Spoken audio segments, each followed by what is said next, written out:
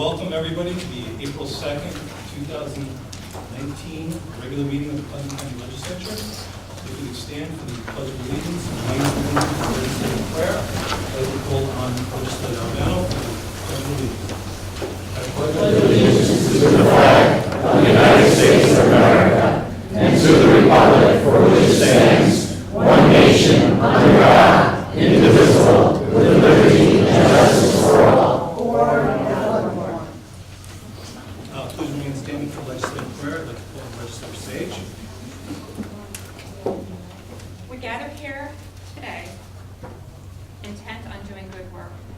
We seek to represent fairly and well those who have given us this task. May our efforts be blessed with insight, guided by understanding and wisdom. We seek to serve with respect for all.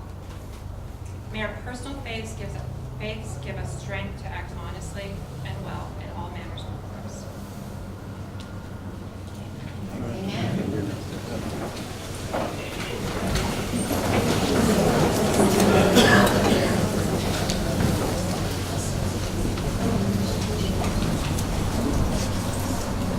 I'd like to call on the legislative clerk for roll call.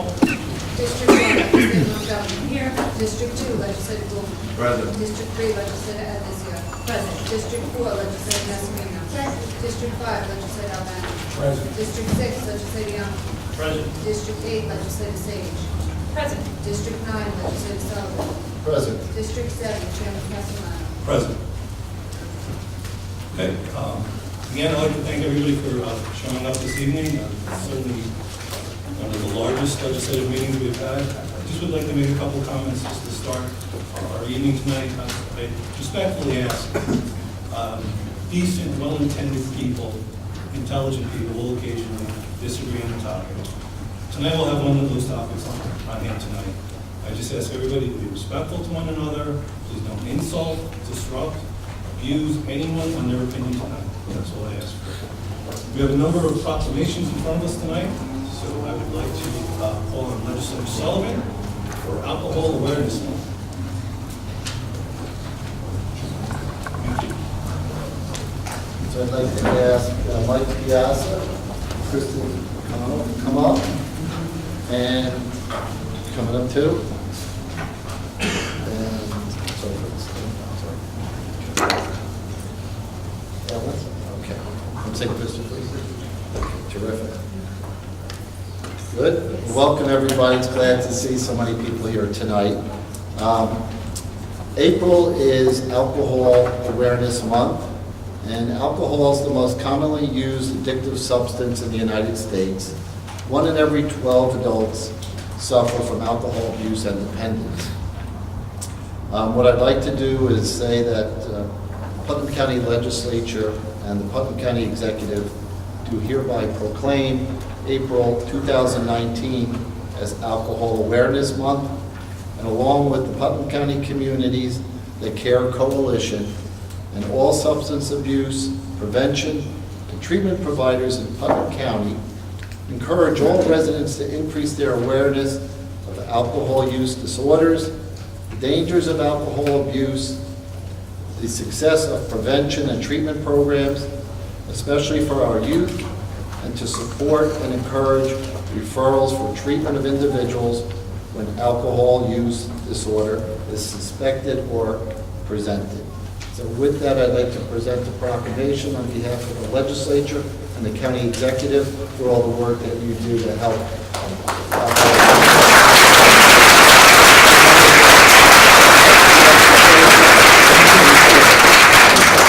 Just a sentence. You know that we are spending a lot of effort and a lot of concern on the opiate problem.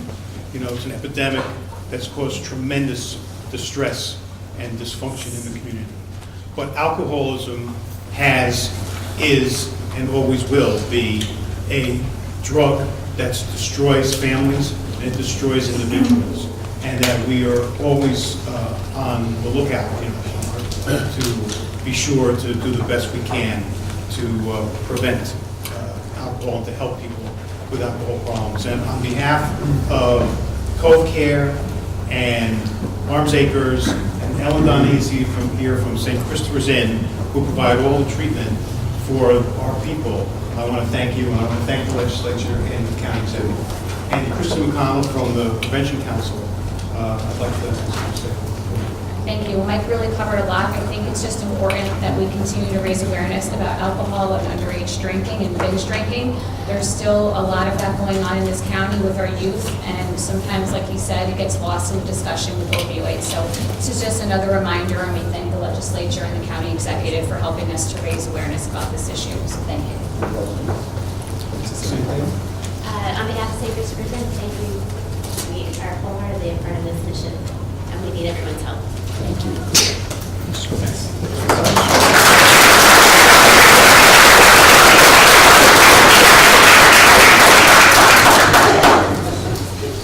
The next proclamation is Child Abuse Prevention Month, County Legislator Amy Sage.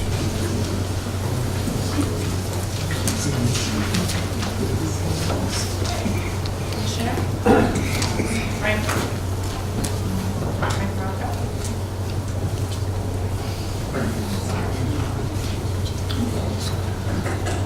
Well, April is Child Abuse Prevention Month. The Child Advocacy Center of Putnam County, the Department of Social Services, Child Protective Services, Child Welfare Services, Legal Division, and Safe Harbor, Putnam County, especially this month, should be commended and recognized for working with schools, faith communities, civic organizations, law enforcement, and business community to implement prevention programs to ensure the physical, mental, and emotional health and well-being of the children of Putnam County. Therefore be that resolved that the Putnam County Executive and the Putnam County Legislature to hereby proclaim April 2019 as Child Abuse Prevention Month in Putnam County and call upon the citizens to increase their efforts to support families, thereby preventing child abuse and strengthening the communities in which we serve. Thank you, Commissioner Piazza. That's all I have to say. Thanks. Thank you. Thank you, Legislator Sage. I promise I will not get up for any of the other meetings. and I try and keep this, well, I'll try and keep this very quick. You know, child abuse is one of the things in the county that we fight very hard. And I'm very proud to have Mary Beth and Marlon here on behalf of DSS in helping in that fight. And I'm proud to support. You know, proclamation is very important. You know, proclamation is very important. They show the support of the county administration, the county executive, the county legislature, what to do. And it's very appreciated by all the staff. And I want to thank you again very much. Just again, thank you to the legislature and the county executive's office. We just appreciate your support, and hopefully many of you were able to see the funeral garden that we planted over the weekend. And again, it's just to show that Putnam County does care about children and families, and that every child deserves to grow up in a safe and supportive environment. So appreciate your support. I would just like to say thank you for your support also. We couldn't do what we do without it.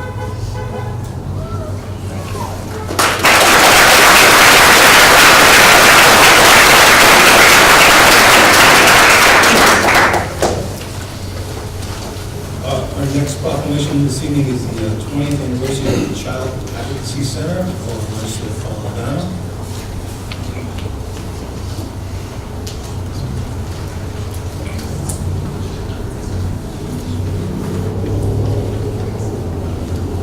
Mike, I have you on the list, you have big shoes. Mary Beth Ross, Maria and Frank Morocco. Thank you.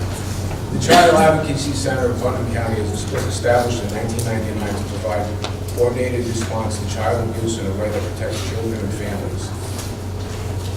Child Advocacy Center has served more than 4,000 children, providing services necessary to help healing begin. Now be it therefore resolved that the Putnam County Executive and the Putnam County Legislature will hereby recognize the 20th anniversary of Child Advocacy Center of Putnam County and the work that this multidisciplinary team is serving and supporting child victims of abuse and their families. Thank you very much for all you do. Tremendous work by children. Thank you. Well, I know I broke my promise. Let me just say, the Child Access Center serves those children who've been abused beyond the pale. So CAC deals specifically with children victims of sexual assault. The Child Advocacy Center is a multidisciplinary team, and it would be, to talk about this multidisciplinary team makes us stronger. And to talk about the strong support of the district attorney, our sheriff is here, and DSS, and school districts and everyone involved makes the CAC able to work for the benefit of the people. So I want to thank everybody. And again, I thank the recognition of those folks.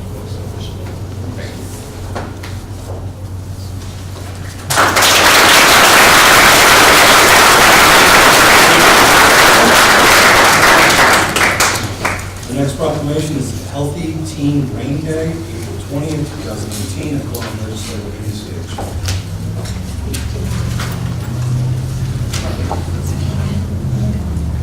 Okay. Kristen is, children Marzo, take this to principal parent. Okay. Well, I have a teen at home, so I know how important it is to have a healthy teen brain. A couple of teens at home. The first time I presented this, I wasn't sure what Healthy Teen Brain Day is, but it's very important. Just to give you a little bit of I'll read part of this proclamation. Many of our youth are making very healthy and safe decisions to remain marijuana-free and providing leadership in their schools and communities to help other youth remain marijuana-free.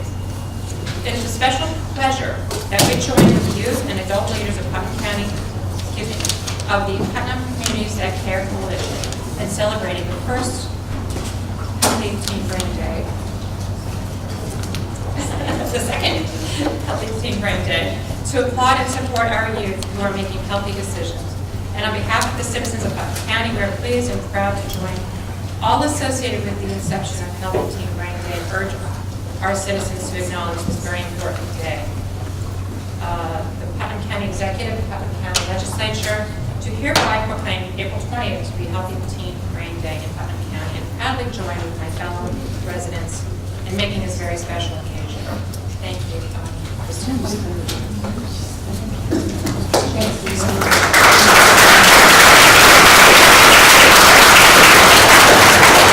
A few years ago, everyone in prevention came together and declared April 20th or 420 Healthy Teen Brain Day. For those of you that don't know, April 20th, 420 is a day to get high. It's a day that people make a point to get high and spread the word that we should get high all day on 420 at 420. So because we know the adolescent brain is not fully developed till age 25, it's really important for us to raise awareness about the issues surrounding using marijuana when you're an adolescent and a teen. So next week, Putnam will join Westchester Coalitions at Westchester County Medical Center to reclaim 420. It's an event that will involve our coalition, Putnam CTC, and all Westchester coalitions. And we're going to, again, try to get adolescents there and raise awareness about this issue. So thank you again for acknowledging this day that we sort of made up, but really we did it to raise awareness about this issue. So thank you to the county executive. Thank you. Thank you.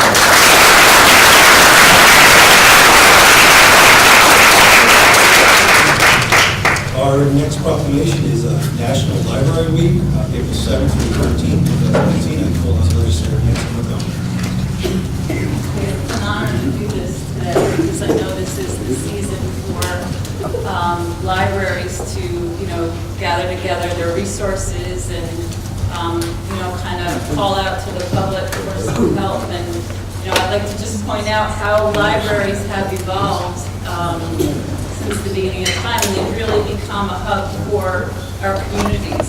They're the hearts and hubs of our communities. It's great to have so many librarians here. They're continually evolving to meet the needs of our community. They provide gathering places for us. They employ our local youth and individuals. They are a service for job-seeking resources, homework help, story times, literacy classes. Libraries, library staff, and library supporters across America are celebrating National Library Week. And I'd just like to highlight our great librarians in Putnam County: Jillian Thorpe, Michelle Capizella, Carol Donick, Jen McCreary, Gina LaPrinzo and Stephanie Harrison, and to all the other librarians in Putnam County, in our schools, our library boards, our friends of the libraries. People in our county work really hard to keep our libraries going. And, a shout out to my best friend Karen Shea, the supervisor's wife, who was the former librarian and is now the librarian at West Point. I honor you guys, and I thank you for all your hard work and help. Putnam County Executive and the Putnam County Legislature do hereby proclaim that the week of April 7th through the 13th, 2019 is National Library Week. We encourage all county residents to visit their local libraries to take advantage of the wealth of library resources our libraries provide. Being at Butterfield Library was the first memory I have with my dad, and I'm so grateful that it's still there. Thank you. I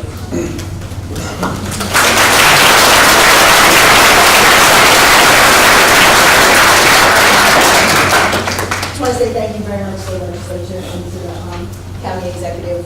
Your support is the reason that the libraries can provide all the programs and services that we provide.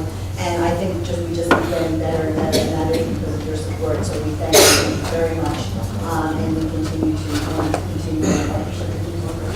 So thank you very much.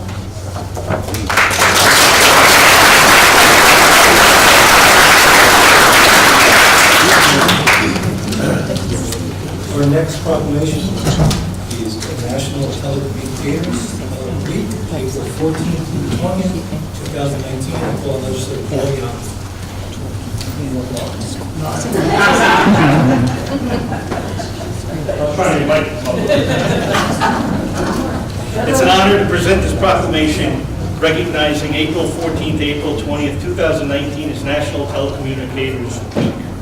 Whereas the Putnam County 911 Center answered 66,029 calls for help and dispatched fire, EMS, and police agencies 15,939 times during 2017.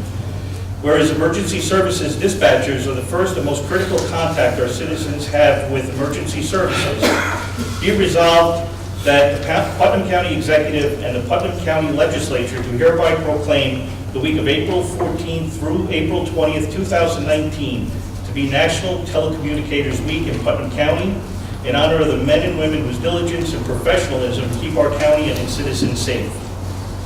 Thank you, man.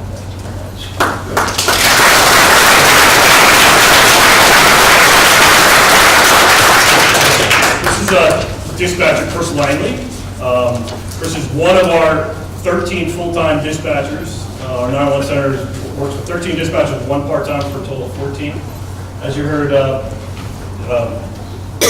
Legislator Yaki say, 2018 was a very, very busy year for us, as we know, between the hurricanes and the tornadoes. Our 911 dispatchers do a phenomenal job, and I can't even thank them enough of the work they do. They are our first responders before before EMS, before fire can get to your house to safety. They're the ones that are receiving the call, keeping the people calm on the other end of the phone, and trying to get help to you as soon as possible. I'd also like to recognize the Sheriff's Office, Sheriff Langley, for your dispatch.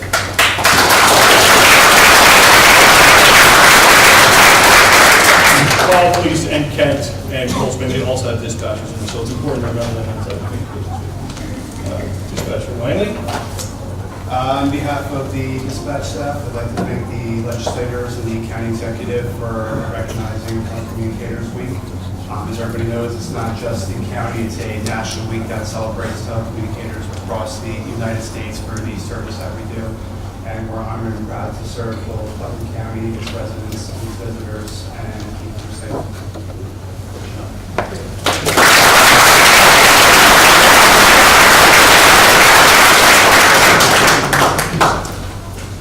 Thank you. Next up is proclamations is Peers, Infinity and Peers Month. We'll have Legislator Tony Antonizzi. Is anyone here to accept this? Okay.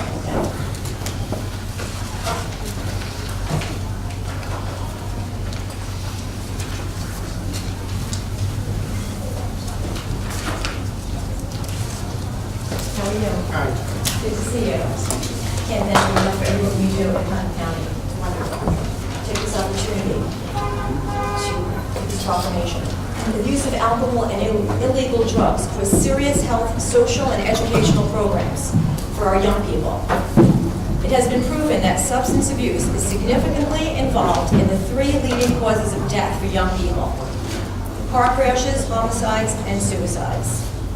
Peers Influence Peers partnership has demonstrated a great deal of initiative and sophistication in developing proactive media messages against dating and domestic violence, as well as alcohol and other drug use.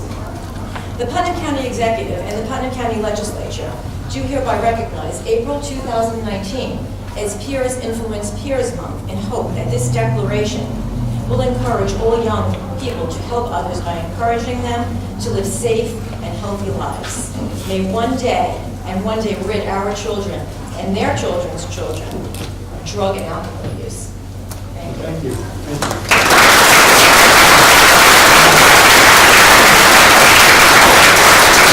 I certainly want to thank the county executive and the legislature for their support. This is our 26th year of having young people in the front lines of dealing with all those issues that they face every day. As a matter of fact, you were part of an inspiration for this year's program on bullying. You mentioned that to me last year. But kids don't like to use the word bully, so we're just encouraging young people to be empathetic and kind to each other. And self-image is critical, because those young people who don't have a good self-image are more likely to get involved in drugs and alcohol and more likely to commit suicide. So bullying does not help with self-image, obviously. So our film this year, Saved by the Bell, is a documentary and narrative film that will premiere on May 3rd, 2019 at Putnam Valley High School at 7:30. And in that film, we were very fortunate to be able to meet with Brooks Gibbs, a nationally recognized speaker on bullying, and we will have a feature of him in our film. So, to that end, I have something for each of you guys, please. Yes. Our tickets to get into the show. One for you, one for you.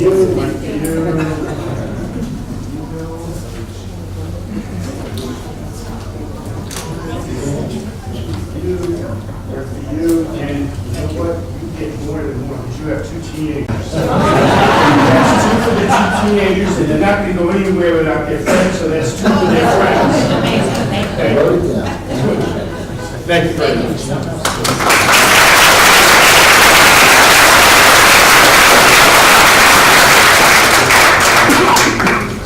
Thank you. Next proclamation up is Teen Driver Safety Awareness Month. I call on Legislator Ginny Nestorino.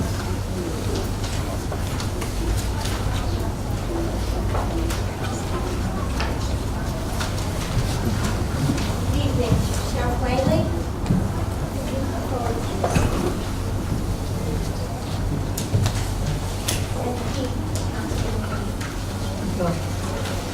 Nice to see you both here. April is Teen Driver Safety Awareness Month. We know that statistics and experience demonstrate the greatest danger to our youth in Putnam County and throughout the country are the dangers posed by traffic crashes. Spring is now in the air, and we traditionally look forward to many happy events such as graduations, parties, and proms. We also know that here in Putnam County, we have too often experienced a tragedy with the death of a teen driver at the wheel. Many of these deaths have occurred during the spring and summer months with a high incident rate during the period leading up to prom season.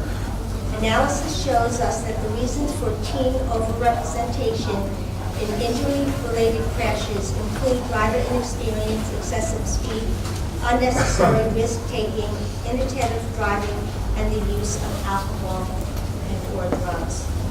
It is an honor for me to present this proclamation because it is near and dear to my heart. My niece was killed at the hands of an intoxicated driver over 20 years ago. She was 17 years old. The driver was actually one of her friends.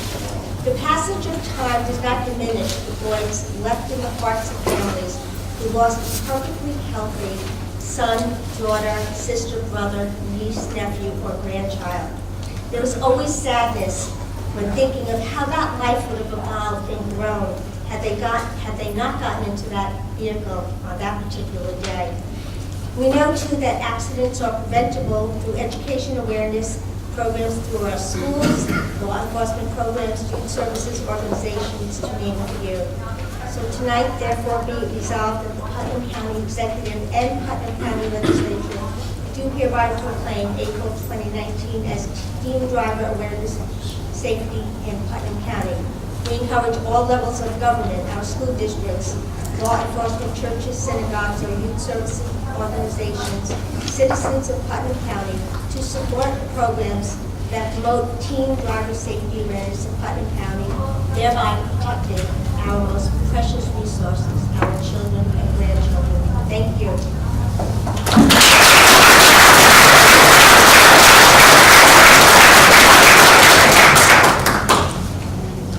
Pete and I know all too well the tragedies of motor vehicle accidents and well aware of driver safety. The most important person in driver safety is you. You are the role models for our children. You teach them from the beginning of driving habits, from when they're very small till they get their learner's permit. They are learning from you. You set the example. Make that example a very high example and make better drivers for all of us.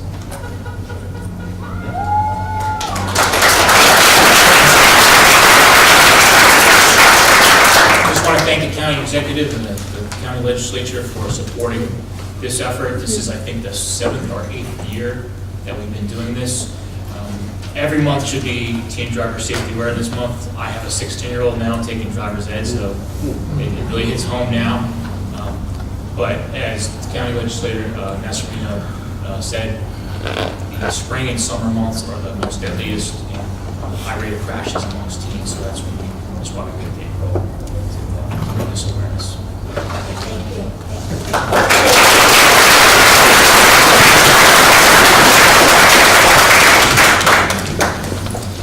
Our final proclamation this evening, I call on Legislator William Coleman, honoring Zachary.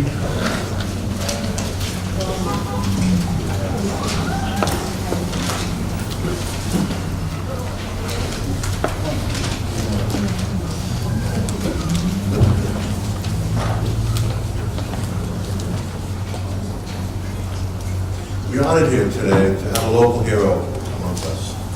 On January 23rd, 2019, Zachary Kudoff, a 14-year-old Putnam Valley resident, leaped into action and called upon his experience as a Boy Scout and a sheriff cadet. When he became aware of a man who had just fallen into the ice on Lake Osceola while riding his ATV. Zachary flagged down the responding sheriff, Deputy Jonathan Braylon, and led him to the location. Meanwhile, a neighbor, Jonathan Cummings, who has some emergency services experience, background, heard the commotion and came over for assistance. Due to the swift action of this young man, his father, and his mother, they were able to save this young man and from the icy waters of Lake Osceola, where he was in there for 10 minutes. The Putnam County Executive and the Putnam County Legislature do hereby recognize you publicly and thank you and congratulate you for your compassion, your response, for coming to the rescue of a stranger. Thank you.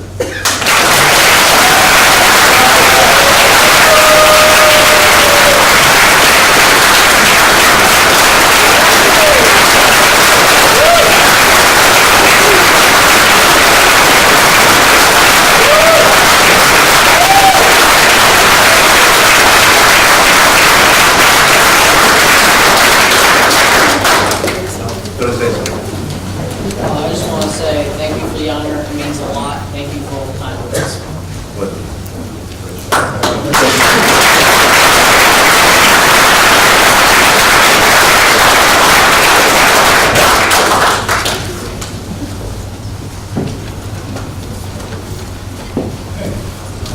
Thank you very much. That proclamations, one portion of our program tonight. We have item number 4.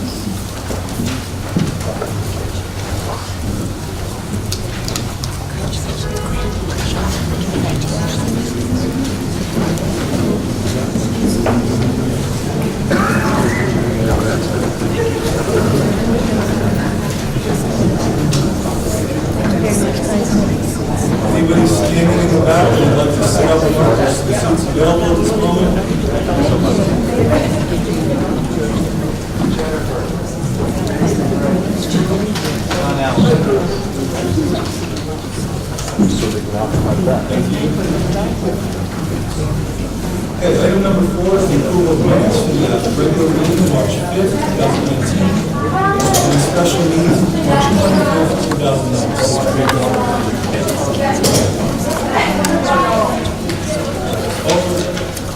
Item number 5A, correspondence from the county as well. There was no activity during this reporting period. Item number 6 this evening is the pre-filed resolution. I'd like to call Legislator Chairman Paul Yonke of Protective Services. Chairman Castellano, on behalf of myself, legislators Mascarino and Sullivan, I'd like to move forward with item 6A, seek approval of the budgetary amendment to the Emergency Services 2008 State Interoperable Communications Grant Program in the amount of $460,753. No fiscal impact. Thank you. Any discussion on this item? All in favor? Item 6B is the approval of fund transfer to the Sheriff's Department for overtime. It is $20,033. Any discussion on this item? All in favor?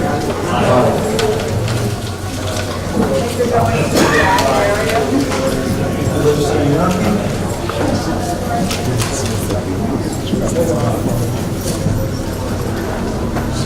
Moving on to Personnel Committee, I would like to call on the Chairwoman Putnam.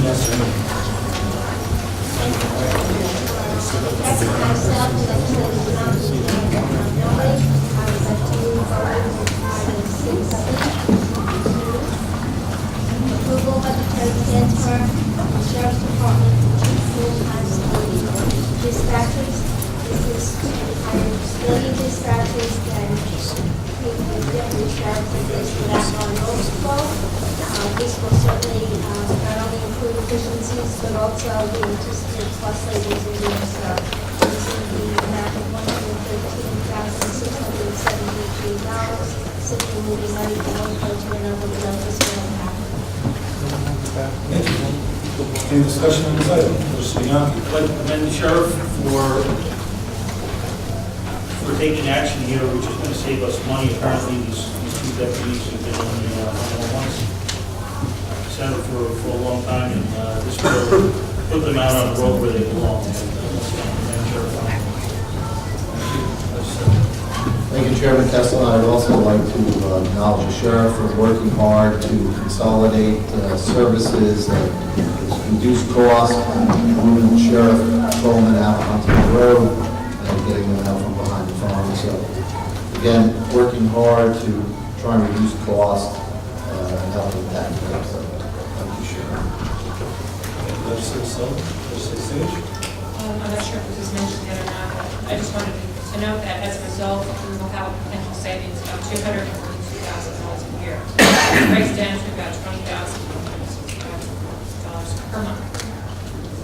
Thank you. Any other comment? All in favor? Item 6B is approval of budgetary transfer to Commissioner of Finance utility cost of farmer positions of contingency. And the county executive has included $50,000 in her position in the 2019 budget. The county legislature approved the resolution and placed the proposed farmer position in sub-contingency pending receipt and explanation of the highway facilities and 5-year plan demonstrating potential growth and utilization for the utility force of the farm. There was a presentation, and at this time, I would like to make a motion to move this out of sub-contingency into the contract fund, $50,000 for the farmer position. Thank you. Any discussion on this item? I for one, say we're doing great things with Tilly Foster. Many of you might not have been there recently. Please take a look at the property. We're doing great things, and looking forward to the future. All in favor? Aye. Thank you, Legislator Mascarino. Moving on to Health, Social Education, and Environmental Committee. Chairwoman Antonizzi. Thank you, Chairman Castellano. On behalf of legislators Goodman and Sage, 6E is approval budgetary amendment in the Health Department for a septic system repair program for Osceola Lake. The Putnam County Legislature and the County Executive approved and authorized the county's participation in the state septic system replacement program. The New York State Department of Health has funded a new septic system program for the Osceola Lake region in Putnam County. There will be zero fiscal impact for 2019 and for 2020. Thank you.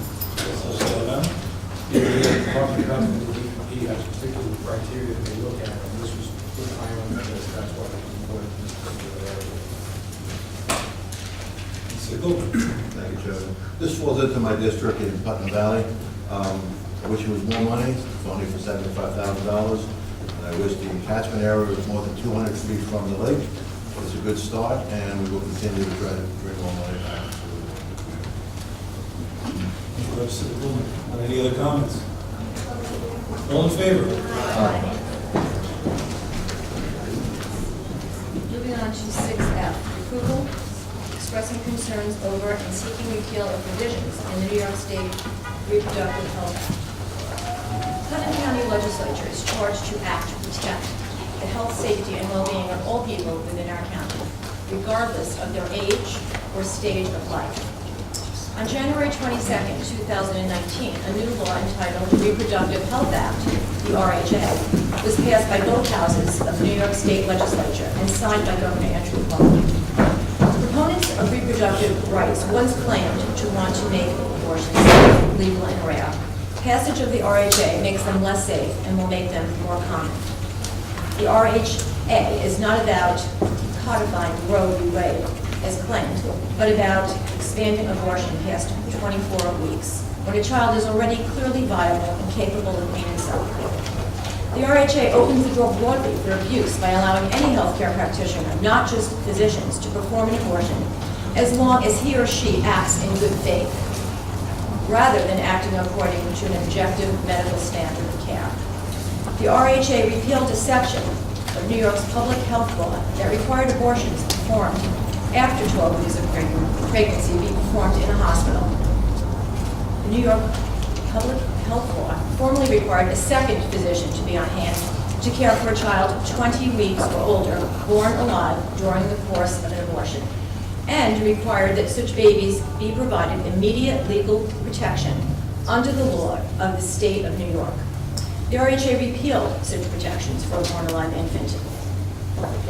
New York law formerly allowed abortions after 24 weeks of pregnancy when necessary to save a woman's life. The RHA now permits late-term abortion at any time throughout pregnancy up to the moment of birth when necessary to protect a patient's health. A term that is vague and not defined in the law and can be interpreted so broadly as to encompass just about anything, including stress, discomfort, or inconvenience of the patient. According to the Beltmont Institute data, at least 12,000 late-term abortions take place every year in the United States, almost none of which are done out of medical necessity. As reported by Diane Green Foster at the University of California, San Francisco, the lead investigator on the largest ever study of women seeking late-term abortions. Number one, fetal abnormalities make up a small minority of later abortions. Number two, abortions prompted by threats to the health of the mother are even rarer. And three, women's reasons for late-term abortions include many not related to rational conceptions of health, including travel considerations, expense, indecision, and disagreements with the father. The RHA removed abortion-related crimes from the penal law, including violent criminal acts that injure or kill preborn children, as well as violent criminal acts where pregnant women are assaulted, causing them to miscarry. This removal of criminal sanctions by the RHA has already resulted in serious unintended consequences that allow violent criminal acts to go unpunished, including one case where the Queens District Attorney was unable to charge a violent assailant with the stabbing death of a woman's unborn baby. In another case, where the Bronx District Attorney was forced to drop criminal charges against a violent assailant who stabbed a woman who survived, but tragically, her unborn baby was killed. Resolved that the Putnam County Legislature hereby expresses its deep concern and firm opposition to the provisions of the RHA. Be it further resolved that the Putnam County Legislature hereby respectfully urges the county state legislative delegation, Senator Peter Hartman, Senator Susan Serino, Assemblyman Kevin Byrne, and Assemblywoman Sandra Gailey, to introduce and support statewide legislation restoring the protections for unborn children formerly contained in the New York Penal Law and the New York Public Health Law that were repealed by the RHA. Be it further resolved, the Putnam County Legislature hereby respectfully urges Governor Andrew Cuomo to sign said bills forthwith upon passage. And be it further resolved, the clerk of the Putnam County Legislature shall forward a copy of this resolution to each in the county's state legislative delegation and to the governor. Thank you, Legislator Andrews. Open it up to any discussion. I have some questions. Yes, Legislator Montgomery. Thank you. Just directed at the chairman. We discussed a process after the March 18th meeting. And I'd like to just clarify because I didn't get all my questions answered. My understanding is the resolution was introduced by Legislator Nasarino. Is that correct? Is that correct? And how was it initiated? Well, the process, yes, it was introduced by Legislator Serino. It went to the Health Committee. I mean, how was the resolution drafted, is my question. It was introduced. Drafted out of the Health Committee. It went to the Health Committee, and Chairwoman Anizio put it on the agenda, and the resolution is... Who drafted it? We did. The Health Committee drafted it. It came out of the Health Committee. We certainly have legislative counsel that helps us draft resolutions, and it was approved by the Health Committee. Okay, I didn't see any documentation. Usually, anything that even goes before a committee is presented to the whole legislature. So I didn't see any documentation on how that was presented. Was it a phone call to our legislative counsel to say, help us draft this? You know, was it a basis? Any legislator can speak to legislative counsel at any point and help draft a resolution, but it's the resolution of the legislature concerning this point. I was curious as to where the wording for the resolution came from. Was it a template that you got from somewhere else? Was it something you on your own drafted from scratch? That's all. It was drafted out of the Health Committee with the help of legislative counsel and approved by the Health Committee. It didn't come from some organization, is what I'm as it asking. was, It didn't come, there's a lot of information that was just discussed a lot here. of these are templates that we get from a national organization, from religious institutions, so that is my question, I guess. Where did it come from? A national organization? Did it come from a religious institution? Did the template for this come from somewhere other than your brain of the committee? It came out of the legislative committee, Okay. the Health Committee That's- drafted it. Certainly, we could change it as we wish, I and it was believe you. presented. And this is this is the resolution that's in front of us that came out of the Health Committee. So, at the request to legislative council, it came from the committee, and after legislative council spent time to help you draft this research, we did the research, you guys did some research, obviously, because there were a lot of number of different sightings in the resolution. And after that long meeting on March 18th, where, you know, we employed several clerks, several security guards, our legislative council to stay at that meeting, who after this meeting authorized our attorney to submit an 11-page analysis of my remarks at that meeting. After that meeting where I made remarks on every line item, I received an email from the attorney, an 11-page email that obviously took a lot of time. So who authorized our attorney, our legislative counsel, to write that analysis? That's what legislative counsel does. Certainly, anything discussed in committee, he advises us to that point. And he presented it to everyone, all 9 of us. But wouldn't he need to be asked to do that work, or he would just do that on his own? anyone can ask him to do the work. So what I'm asking is who authorized legislative counsel to draft an 11-page rebuttal of my remarks at that meeting? Did it come out of the health committee? I'm going to defer to legislative counsel at this moment. Did anybody specifically send it to you, or was it just out of basic business, course of business that we did it? It was basic course of business, and it was not a specific rebuttal to legislative Montgomery addressed just about every comment that was contentious the night of the committee hearing that I thought would be helpful to the entire legislature to consider the analysis of those comments, and also since a number of assertions and citations in the resolution question, I thought it was important that the entire legislature see the specific citations and references and documents that where the resolution was relying on for the factual basis. So that was the reason for it. And that's routine. Legislative council routinely sends an analysis of resolutions, research, and backup to the legislature for consideration as a resolution works its way to the floor. Thank you. So that about? I mean, in my 9 years, that's procedurally how it's been done. Many times there's questions and different issues that come up, and we rely on counsel to give us information that we can use to verify and review that information. So, I mean, this is how it's been for the last 9 years that I've been here. I've not seen it to that extent with any other resolution. So, my point is the resources I'm trying to point out here, the resources that we've expended at taxpayer expense to draft a resolution to send an opinion to Albany. I don't understand how, one legislator can authorize the expenditure of that much in resources. We're talking about hundreds of hours, we're talking about days, weeks. I'm not sure if we're talking about hundreds of hours or days or weeks. It was 2 weeks ago. Well, there was a month If I could speak for just a moment. 3 clerks working on this. Absolutely, and that's what we do.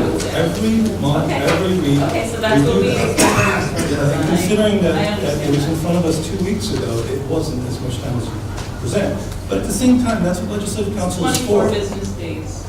That's a lot I of don't think days. it took 24 business days to. Between the Correct. clerks, 3 clerks working on this, and As you can see, it's a legislative big issue Sure. here in front of us tonight, and we have legislative council for that reason, and you can reach out to legislative council for the same reason. I would like to say, can you draft a resolution in favor of the Reproductive Health Act? You asked the same question at the committee meeting, and my answer is exactly the same. Yes. Okay. Any resolution that any legislator asks me to draft, I will draft. I take back that request. It seems to be a waste of taxpayer dollars. Thank you. So, again, I'd just like to point out, we allow this expenditure of taxpayer resources where, we have one legislator authorizing our attorney to work on a resolution for endless hours, days, and weeks, a resolution that is filled with false claims, a resolution that misrepresents research, and a resolution that contains a lot of anti-choice rhetoric. It's asking New York State to roll back its regulation of abortion to an unconstitutional law from 1970, a law that criminalized abortion, had medically unnecessary requirements, and ultimately resulted in our most vulnerable people being denied care when they critically needed it. We're sending to the state legislature a resolution. We have a responsibility to send a document that is based on fact. We have a responsibility to cast our vote on real data collected, not fabricated petitions. I think you all saw the petitions that we received. Are those numbers on the petition included in the count that you will base your vote on tonight? No? The names, so we get a roll call count every day of those in favor and those against. Right. Respectfully, whenever anybody sends correspondence to the county, the legislative office, we all get an email of was sent to us. And being that it was such a large amount of people that both reached out to us by email, phone, and regular mail, we kept the tally just as a point of reference, but it does not, you can look at it any way you want, and you can vote any way you want, whether it's against it or for it. So- I felt the need that we were getting so many to somehow categorize it as a photo test, and we would. Why get were we any- categorizing it by town as well? I actually directed the legislature to do that, just so we had an equal, when you read every single one of them, you would like to know where the people are reaching out from. But at the end of the day, that number total really doesn't mean anything, because, you know, anybody could have sent multiple emails, multiple mails. It is what it is. I'm glad you said it, because it was my understanding that you individually as legislators would base your vote on that count, and there were a lot of false emails, there were a lot of, you know, obviously petitions signed by one person with several names, so I'm glad to hear you're not basing your vote on that. I'm speaking for myself, I'm not basing my vote. Well, I hope not, because, you know, we're writing, the emails we received were in reference to stop the infanticide bill. There is not an infanticide bill before us. There was many, many emails saying, please stop the killing bill. We do not have a killing bill before us. This is just wrong. I'm not, you know, aware of any kind of bill that's before us on the table, and it only incites violence and ill will, and this is wrong. I know there's a lot of strong feelings in this room. I know we're angry, you feel it. I know we're saddened. I'm saddened because we're disagreeing. I'm disagreeing with my colleagues, calling my colleagues up in New York State criminals, accusing them of infanticide. That's just wrong. We're disagreeing with our neighbors, with our siblings. We're disagreeing with our closest friends, some that I made my sacraments with. We're disagreeing with the person we sit next to in our church. And a lot of us stand in judgment with that person that we sit across from the aisle in church, that they don't belong there. They don't belong in the pew next to us. This is obvious to me, and I know this is wrong. And this is not our place. We're dealing with a very, very personal issue for each of us on this legislature. Nothing could be more personal than women who face this question. They deserve our support. The place for this resolution is not with us. It is with them. It is with the women who are pregnant. It is with the women who are living it. They deserve our support. What each of us believes they should do is going to be better served by including their opinions and their stories. I have not heard their opinions here. I didn't hear their opinions March 18th at the Health Committee meeting. I don't believe we've heard the opinions of pregnant women as a governing body together. Have any of my colleagues here spent any time with a late-term abortion patient? I'm representing the women who face this question. And it is with great citizenship that Erica Christensen made the trip here, but she got locked out downstairs, and I did put her on a list to come in, and she can't get in, unfortunately. She has written to you. I hope you have taken to heart her horrific story before you cast your vote tonight. I had the time and the great opportunity to spend time with her 2-year-old Pepper, and her husband Garen. They received their earth-shattering diagnosis in their 30th week of pregnancy. And it was only then that they learned at the time that New York State abortion law was both cruel and unconstitutional, as it did not comply to the most basic protections set forth in Roe v. Wade.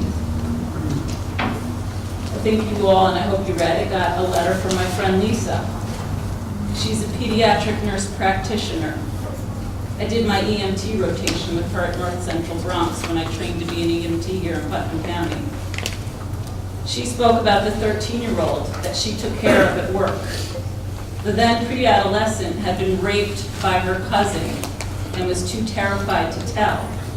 No one knew she was pregnant until she was 24 weeks pregnant. What could be more personal than pregnancy or a terminated pregnancy? My fellow legislators, this is a question that is faced by women who are pregnant. It is not a question faced by this legislature. It is a belief that this legislature can control what the people living this horror can do. Women. Where is their voice? Where is their lobby? Where is their legislature? Where is their church? We treat in a democracy each and every citizen with respect for their ability to make choices. Nothing can be more important to us. I want to include those people who do not have a lobby, who do not have a church. Yes, a church where you can stand outside and gather signatures, basically from the same person, who do not have a full access,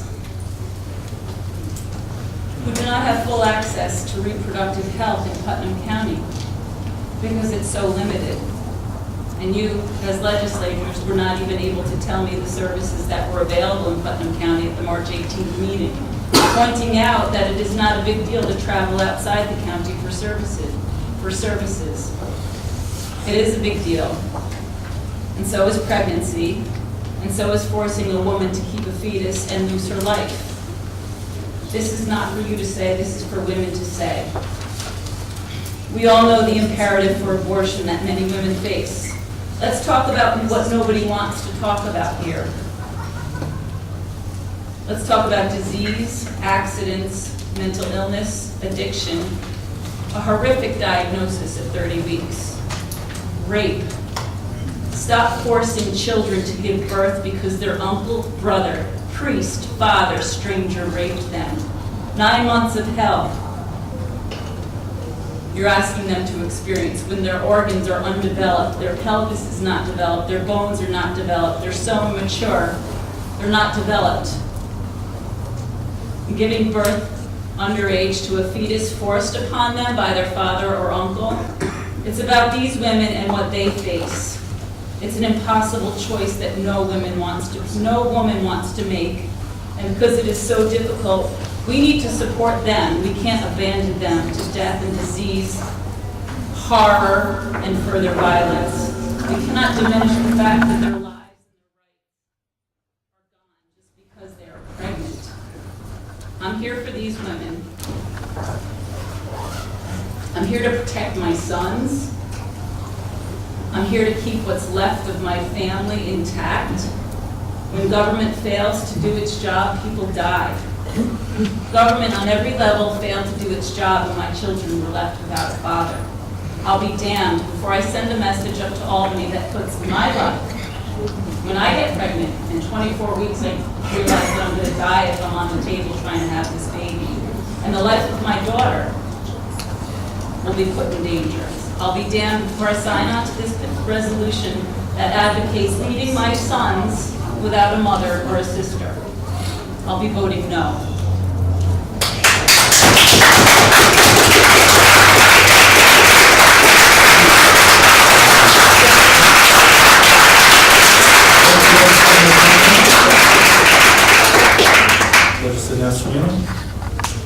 Well, first of all, I think this is a very important issue here in Putnam County, and you can see by the outpouring of people who feel passionate enough to travel here tonight. We're waiting downstairs, and over 500 people who have emailed or called to offer up their opinions.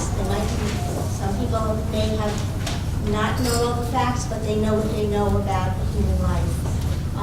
Also, just for your knowledge, as a new legislator, any legislator can bring forward a resolution and ask our legislative attorney to help us draft that. It is then presented to the respective chair, and the respective chair can either accept or reject to put it on the agenda. After that, it goes either through committee to the full upon approval, or it dies in committee. So it is, we don't ask permission from one another. That is not necessary.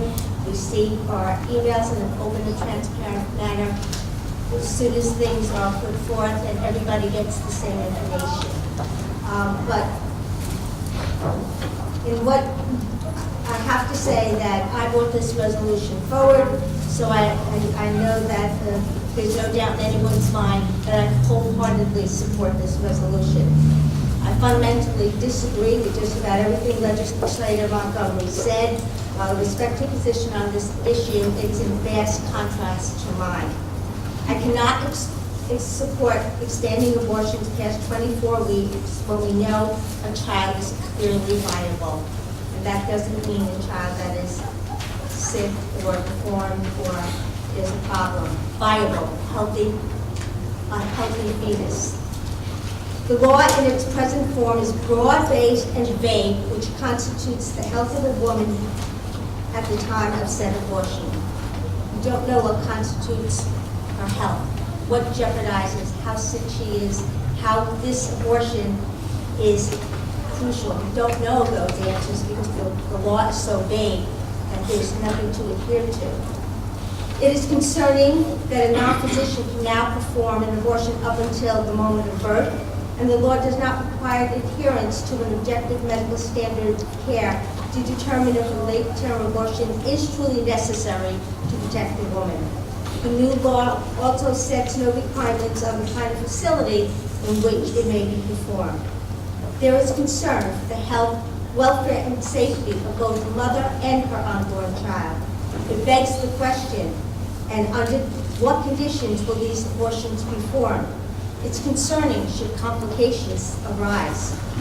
We know that a born alive baby now has no rights under New York State. So it begs the question, should a baby survive the outcome of an abortion, what happens next?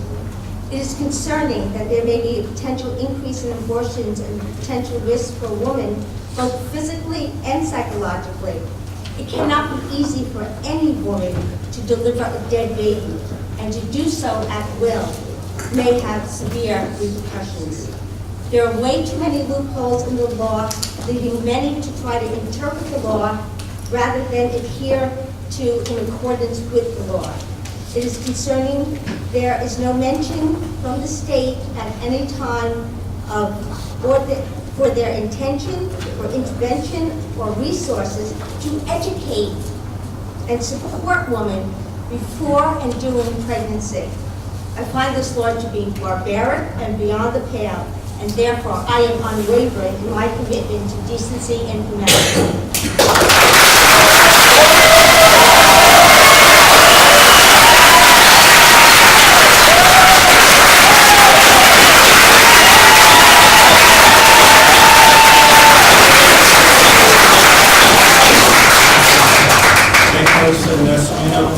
Again, I know this is a big topic tonight, and we respectfully thank you.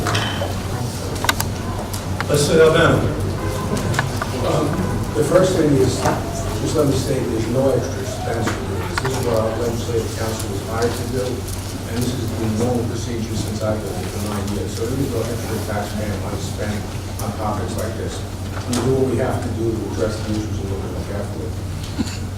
You know, my decision on how to vote at times is difficult. This is not one of those times. My heart goes out to anyone who has had an abortion or has had to deal with a serious issue. I have 5 children, 5 grandchildren. I cannot agree or understand the decision to have an abortion or to treat it as a simple elective procedure, especially late term. I do realize and I'm mindful that at times there may be extenuating circumstances to consider this option. I'm a proud New Yorker. But our governor's actions, including this Reproductive Health Act, disappoints me and saddens me. Before every meeting, we say the Pledge of Allegiance. I really value those words, and especially the last line that says, "One nation under God with liberty and justice for all." And when we say for all, that includes the unborn.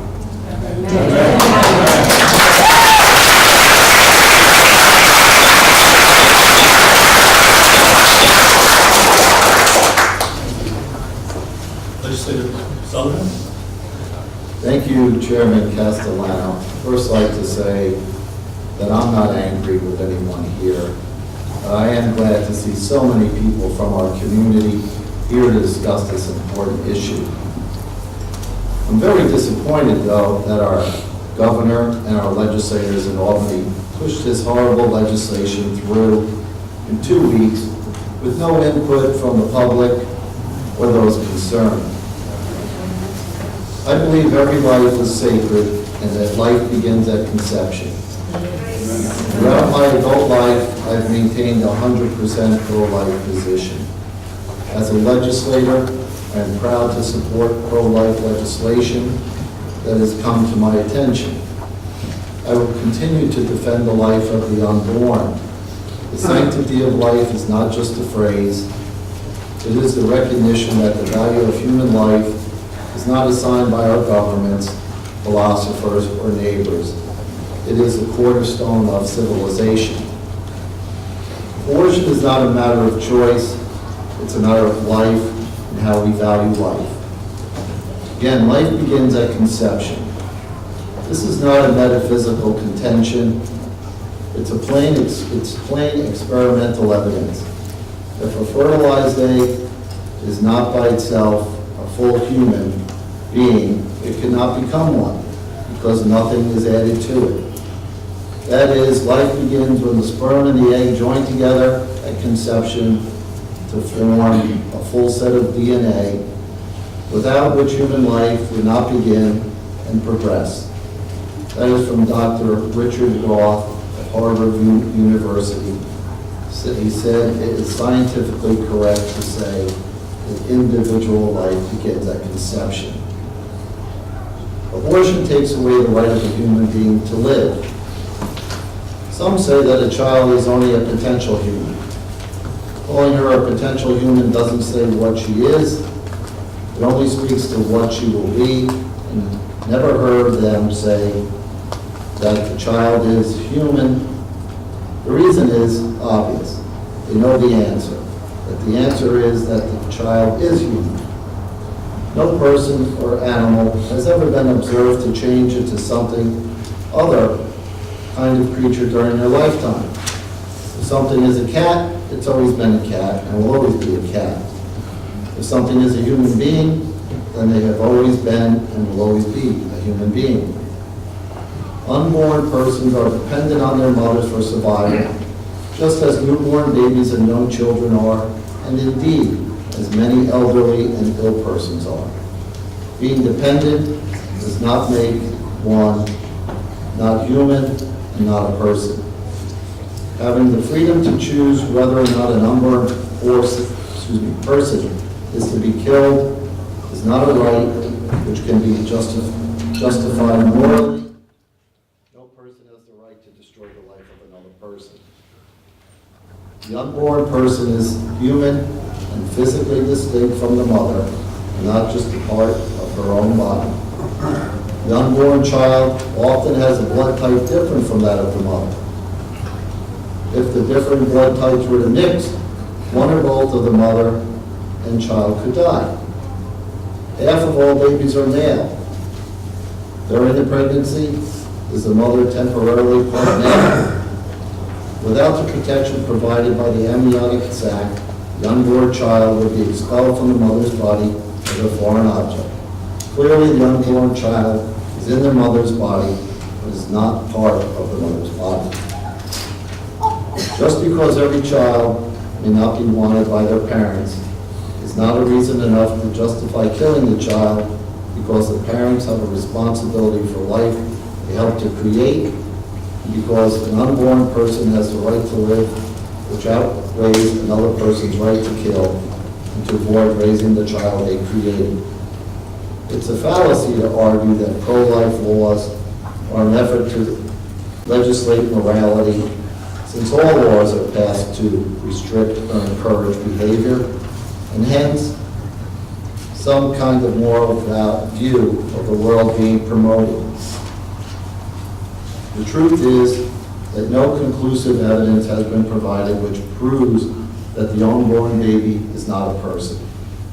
Since the number of cases concerning the abortion issue involve millions of lives, no sane or human society would risk committing millions of murders. Some argue that pro-lifers are concerned with unborn babies, not women and born children. This is a relevant argument since it does not address the issue of whether unborn babies are human or not. However, even so, it's still patently absurd. If that were the case, then pro-lifers would not be running crisis pregnancy centers all over the country. If that were the case, then pro-lifers would not be more active in charities than an average person. If that were the case, then pro-lifers would not be giving help to both child and mother during and after pregnancy. If that were the case, then pro-lifers would not be trying to adopt children. Some argue that pro-lifers aren't willing to support the greater number of children who would be born due to the ending of abortion. Again, this is an irrelevant argument since it does not address the issue upon whether unborn babies are human or not. There's something else wrong with this argument, and it's something that's wrong with the argument itself. It's something that's functionally wrong with the thinking. It can't work even if none of the pro-lifers want to support the children saved from abortion. The argument doesn't work. Once again, we'll restate the argument. It sounds like you're saying that this is not appropriate for a person to object to the killing of an unborn child if they are not willing to provide for the unborn children that are allowed to live. That's the argument. Having reinstated and getting an affirmative nod from the person I'm talking with, I want to ask another question. What would you say if I suggested that we solve the homeless problem in this way? We heard all the homeless together who are really a drag on our resources and inject them with a poison or gas. Let's just kill them, get them out of the way. Would you object to that? I presume the answer would be yes, and then the response that I would offer would be, what if I told you that you had no right to object to the killing of the homeless unless you're willing to take some homeless into your home and help them pay for them so that they can be on their own?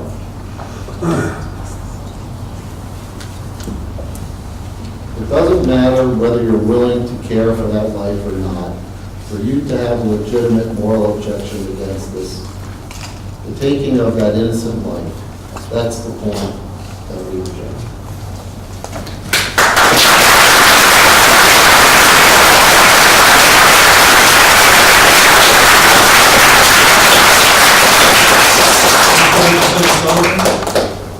Any other legislators would like to speak?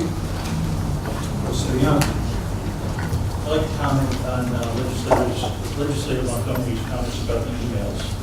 I'm not angry, I'm saddened, I'm disappointed in those emails, which were, there was a large number of emails. We were called Nazis and racists in some of the emails. So you talk about the misrepresentations and the angry language there. I am happy that we had overwhelming support from our residents. I have read every email, but this was not a poll to me. We weren't taking a poll, and I'm not going off of the email. Because tonight we gathered to consider this resolution. We're expressing our concerns over legislation that was passed by the Assembly, the Senate, and then signed on the same day by the Governor on January 22nd, 2019. It is necessary for this legislative body to express concerns for reconsideration of all, or at least part of the RHA. At very least, New York State needs to consider the unintended consequences of this new law.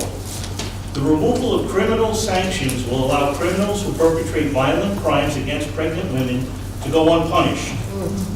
On February 3rd of this year, Anthony Hobson stabbed his former girlfriend, Jennifer Irigoyen, and her 14-week-old fetus to death. Queens District Attorney Richard Brown cited the Reproductive Health Act as the reason for dropping the abortion charge against Hobson. The RHA removes a tool for prosecutors in fighting violent criminal acts against women. This legislation absolutely needs to be reviewed, and I'll be voting for our resolution tonight.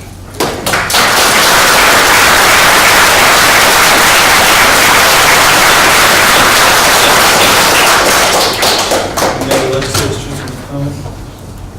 I would just like to know. One second. Legislator Sage? My heart goes out to anyone who's in a position to seek abortion. I do not wish to demonize anyone who faces the gut-wrenching decision where they feel they need to end their pregnancy. I also do not think that these women are ill-informed or ill. incompetent. One argument that we heard a little bit today, and at the president meeting, was that we discussed this resolution was access, using the age-old excuse that women are denied access to abortion services. And that's the reason for seeking late-term abortion. I don't believe women in a dire situation seeking medical services would be denied in the state of New York. According to the Guttmacher Institute data, New York has 218 abortion facilities, more than any other state.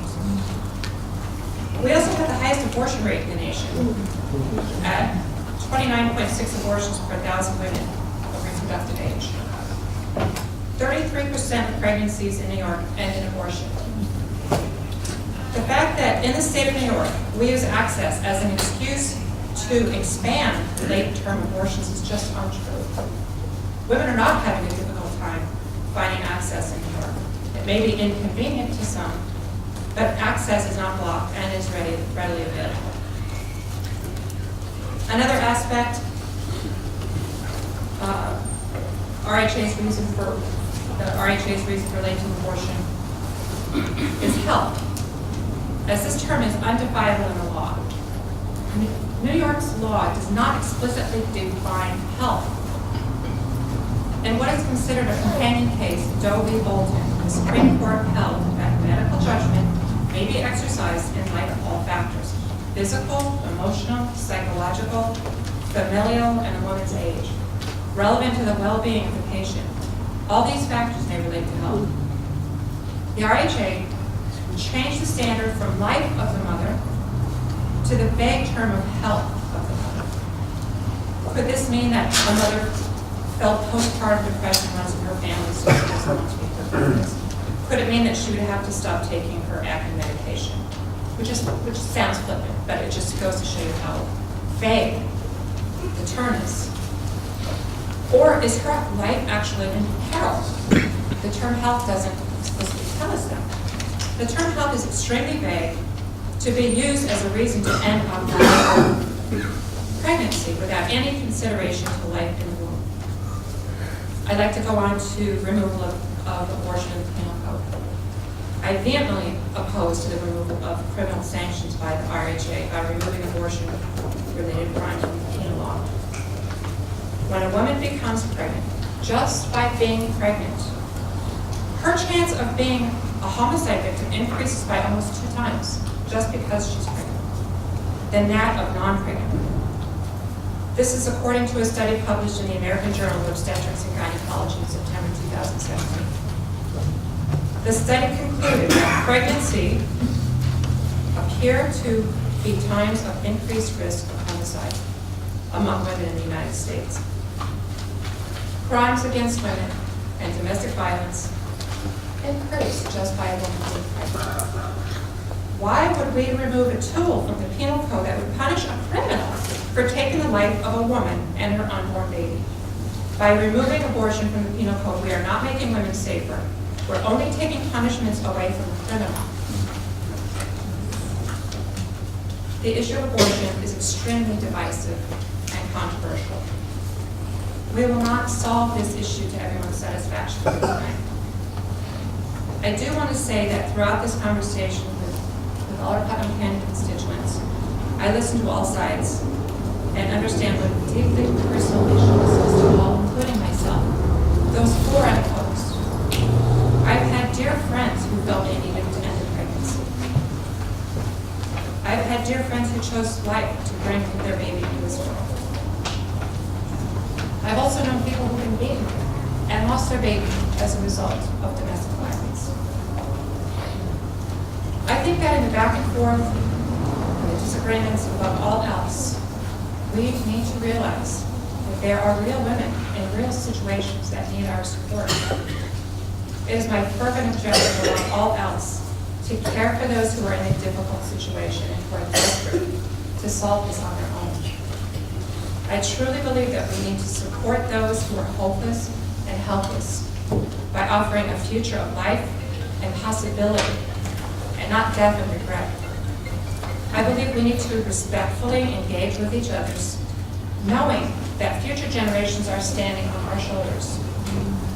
Here in Putnam County, I've spoken with countless residents in my district. And this issue comes up quite a bit. I can't speak for everyone, but I am an elected official in my district. I will speak up for those who did not get their voice heard in Albany, who were blindsided by a vote just 22 days into our new senator's term. A resolution is just that, a formal statement. Our resolution is to respectfully urge the state to look again at this important issue and repeal the RHA, or at the minimum, parts of the RHA. The RHA is vague on the meaning of health. It makes women less safe by removing abortion from the penal code. But above all else, it ignores the fact that the baby, who studies say and have shown, can feel pain. They suck their thumbs, they have a heartbeat, and even learn language in the womb. It ignores the fact that the baby does not have a choice.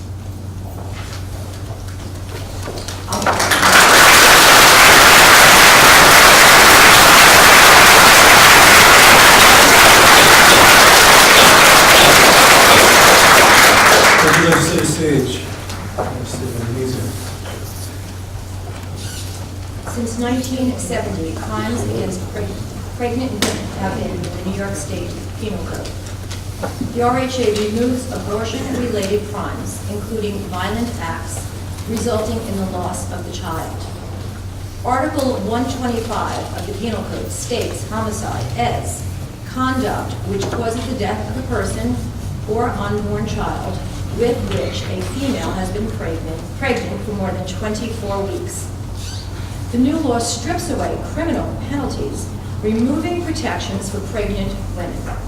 In May 2018, an Army veteran from the Bronx lost her 26-week fetus in a violent attack.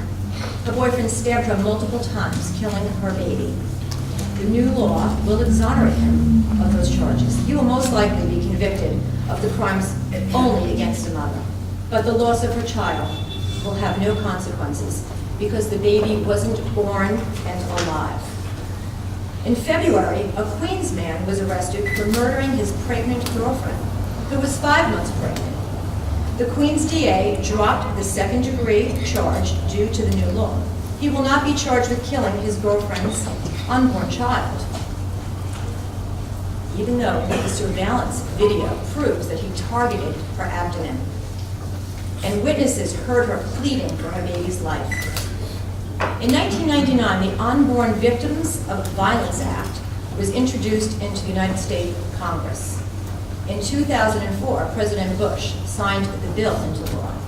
The law states any person who causes death or injury to an unborn child while in the commission of a crime upon a pregnant woman will be charged with a separate offense. I would like to note that federal government recognized the value of unborn babies. Lacey Peterson, many of you are familiar with that case, was 8 months pregnant when her husband killed her and their child. Scott Peterson was convicted of first-degree murder for her death and second-degree for the death of their prenatal son. Peterson is currently on death row in San Quentin State Prison. Today, would he be exonerated? 38 states currently have laws that hold the criminal accountable when there is a violent attack resulting in the murder of the baby. And another 8 states, including Colorado, enhanced their criminal penalties for crimes against pregnant women. Again, we are asking the state to amend and restore the bill to protect the life of the unborn. I cannot support this bill that strips away penalties against criminals who commit violent attacks against pregnant women. I believe that we need to give a voice to those who have no voice, the unborn.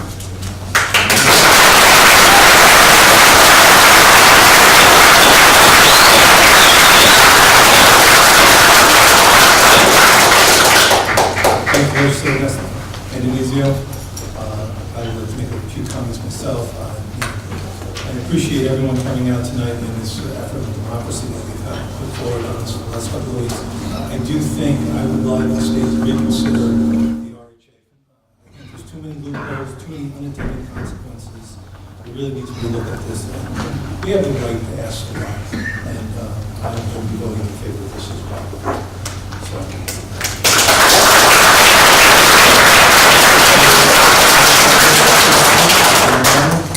We could, talk about the work of this then. It's obvious that this is going to pass.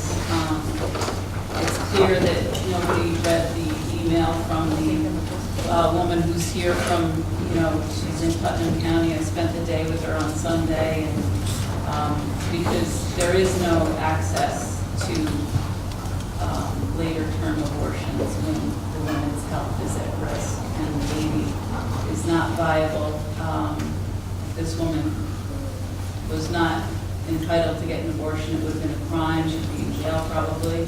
And she had to spend tens of thousands of dollars to go out of state. So we did not have access to health care for this woman up until this Health Act was passed. So without getting into rhetoric and feelings, and let's get down to the work, just as you would like the New York State to reconsider the Reproductive Health Care Act, that, by the way, has been on the table for 6 years. It has not been pushed through. I would like you to reconsider this resolution and at least send it back to correct the inaccuracies, to correct the misrepresentation of Dr. Foster's work. We're discussing a lot about how it's been taken out of the penal code. Abortion is not a crime. Abortion is health care. We should not be charging people who assault pregnant women with abortion. And the claim that the RHA in some way limits the ability of prosecutors and judges to punish criminals is simply not true. It has been refuted by prosecutors and legislators. This bill does not charge, it does not change the ability to bring charges against perpetrators of violent crimes against pregnant women. In fact, the charges and the penalties are far worse than the charge of abortion. Domestic violence organizations across the state, including New York State Coalition Against Domestic Violence, support the passage of this Reproductive Health Act. To misrepresent a doctor's work directly here in this resolution would be wrong. That would just be wrong for this legislature. I believe we're all intelligent people. It would be really wrong to send that up to Albany. And we're not killing live babies. You cannot have a live person. I would ask that you correct this resolution before moving it forward. It is still inaccurate.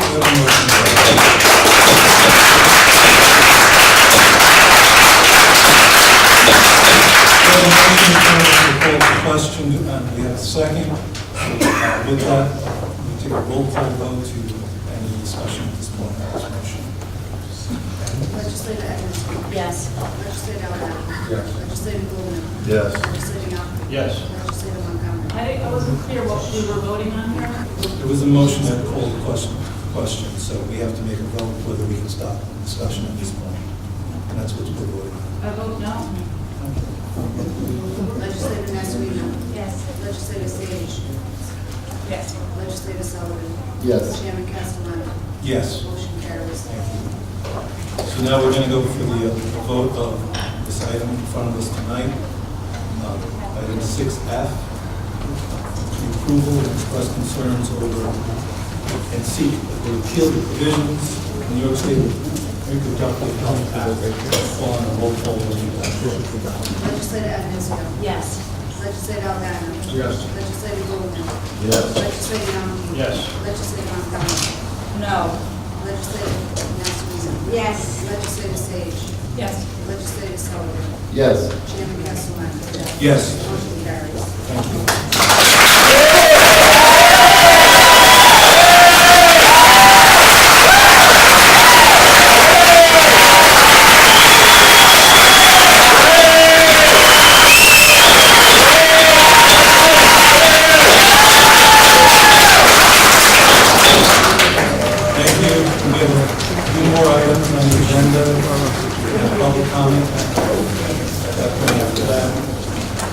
you, legislative media. Moving forward to Physical Services Committee, Chairman Thank you. And that's the one. I'd like to move 6G. Children budgetary amendment. Federal grant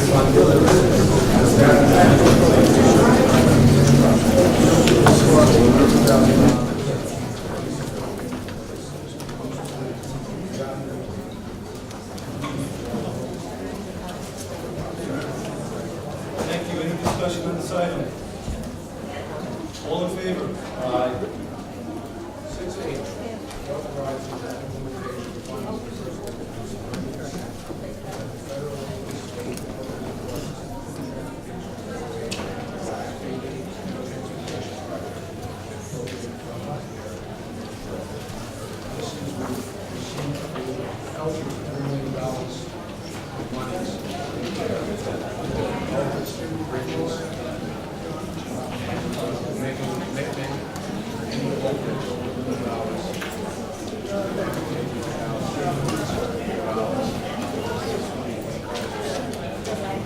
Guys, got discussions with the meeting still going on, right?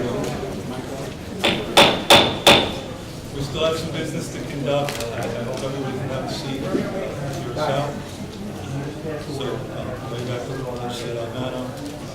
Is there any other discussion on this item? All in favor? Aye.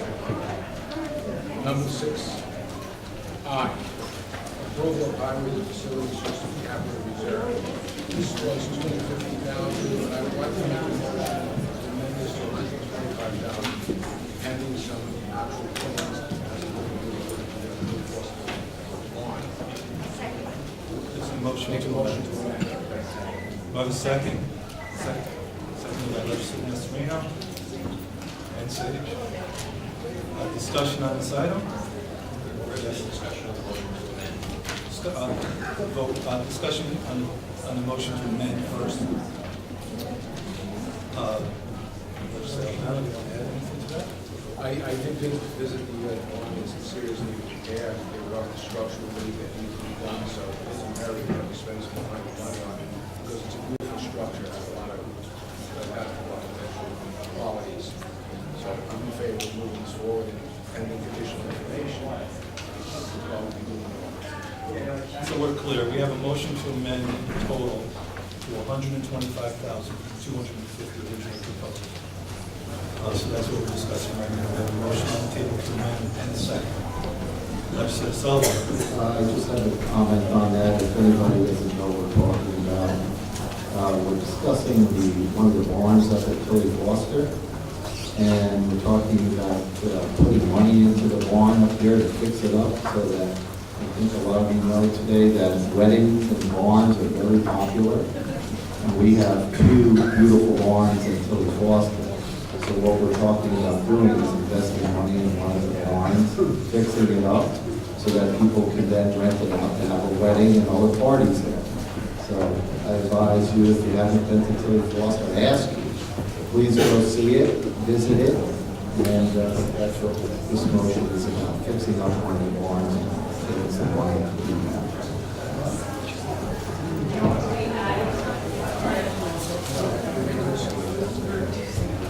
Thank you. We approved the 250. Correct. We have a motion on the table to reduce it to 125. We have not yet voted on any other discussion. Legislator Nestorino. You're reducing the amount that was fully allocated, pending more information and more discussion with the physical services. So we have some outstanding questions and some discussion to that needs to take place before we release the total amount of money. But we did not want to limit the ability to get the work started when the spring is here and the nice weather is here. This is when they need to do the lion's share of the work. So they will get a jump start on the work, and ultimately the rest of the money will be allocated to them. Thank you. So, Legislator Sage. I'd also like to just let you know that the Putnam County Arts Council will also have a presence at the barn. It's a place Arts Council will have a substantial presence, and that's another reason for the upgrades. But again, I do support reducing and putting it forward. This will be matched, this will be covered with grant money that is coming down the line, but as Legislator Nestorino said, $125,000 now to start the work in anticipation of our future grant. Legislative Council, did you want to add something? No. Okay, Legislator Montgomery. I'm definitely in support of reducing, and I'm happy that the Putnam Arts Council will have a presence there. I hope their presence will take precedence over any catering operations or restaurant operations, having been 30 years in the restaurant business myself. I'm not so clear that I'm going to move forward with creating a catering facility for the county where our local business owners are suffering for the Board of Health regulations that they have to adhere to and permitting, and it's a business for them that's very difficult, and I have to be confident that we're not taking business away from private enterprises in the county. But I'm really happy to move forward with taking a look at this barn for a home for the Putnam Arts Council and to promote more arts in Putnam County. Thank you. So I'm going to call for a roll call vote. This is a motion to amend. Legislator Advisio. I'm going to be recusing myself this evening. I have a family wedding that might possibly be happening at the barn. Legislator Albano. Yes. Legislator Goldman. Yes.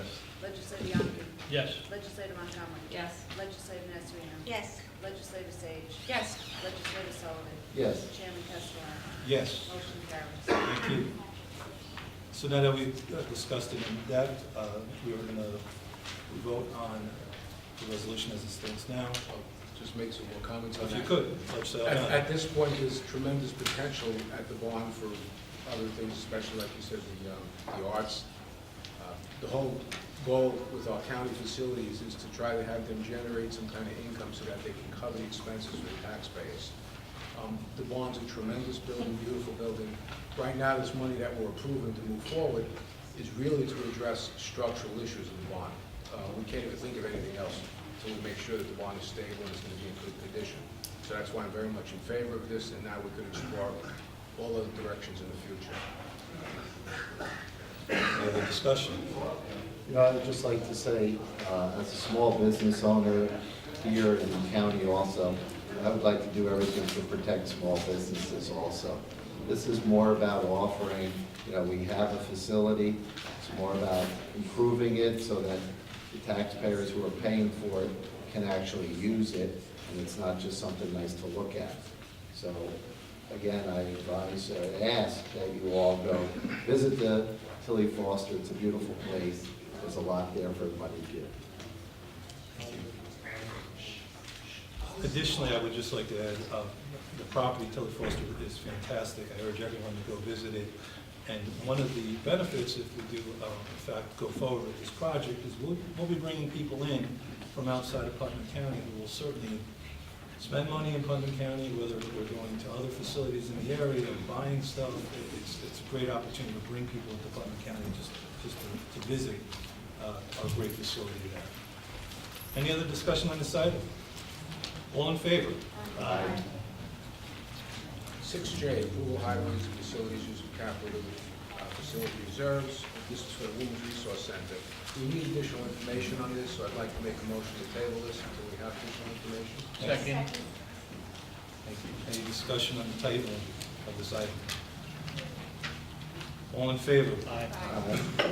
Number 6K, approval authorizing an easement agreement, 10 Fair Street, Town of Carmel.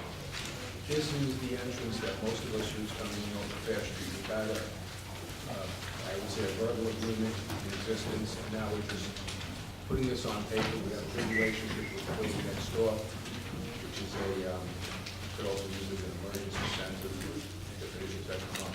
And it's just a perfect combination. The parking lot, the entrance.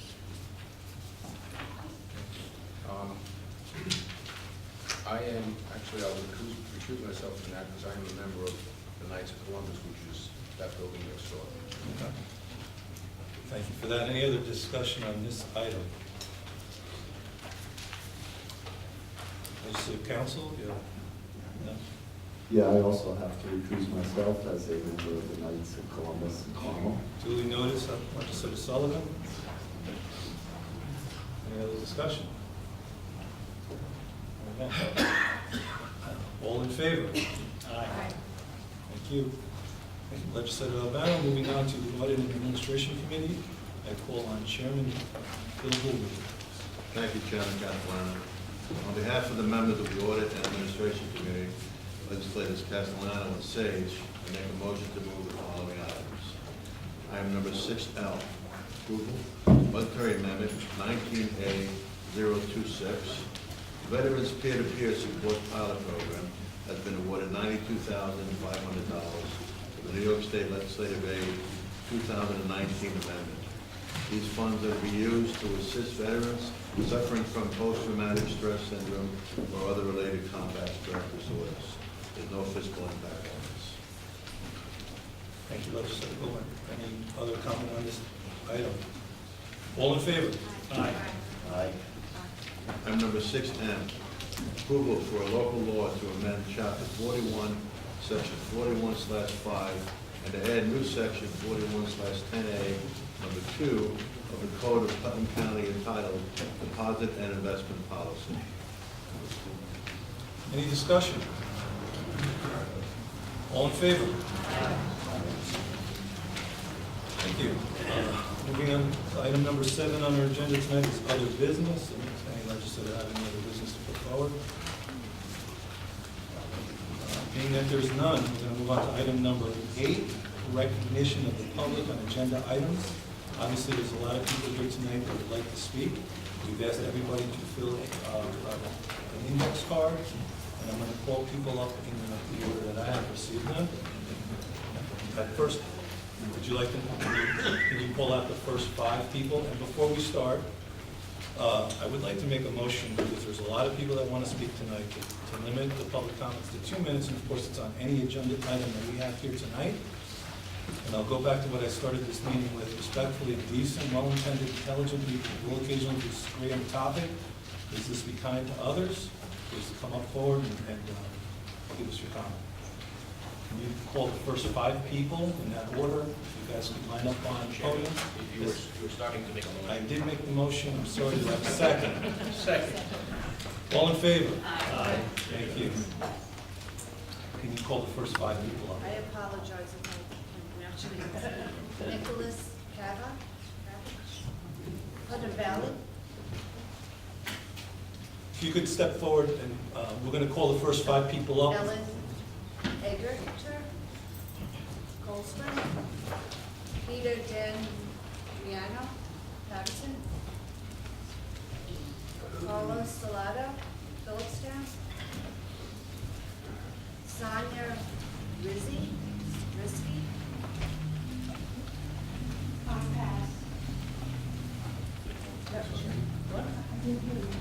Sonia? Sonia. I'm right here. Okay, if you can, again, state your name and where you're from, and if you can keep your comments to 2 minutes, we appreciate it. I'll keep it to 60 seconds. Nicholas Kubach, Putnam Valley.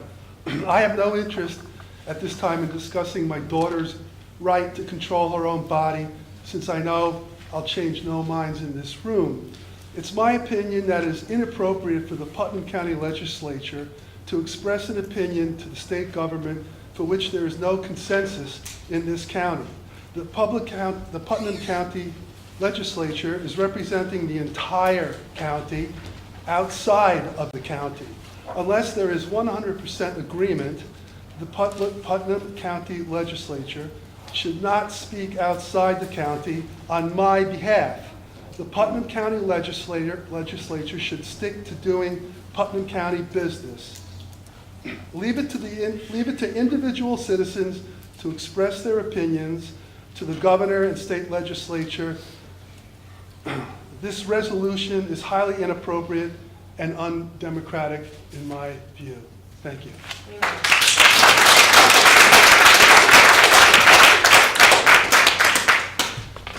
Ellen negative cold spring. Thank you for the yes vote. Governor Cuomo, what did you do? You pushed the late-term abortion bill through, and many Congress people stood and cheered you. Well, shame on them and shame on you. You're all killing God's children. It's bloody and true. You can't wash your hands like Pilate did. You, a Catholic? Who you trying to kid? A child is most precious in God's sight. Kill him and her? What gives you the right? Good Catholics will stop you with all their might. Looking at you and your bill causes a fright.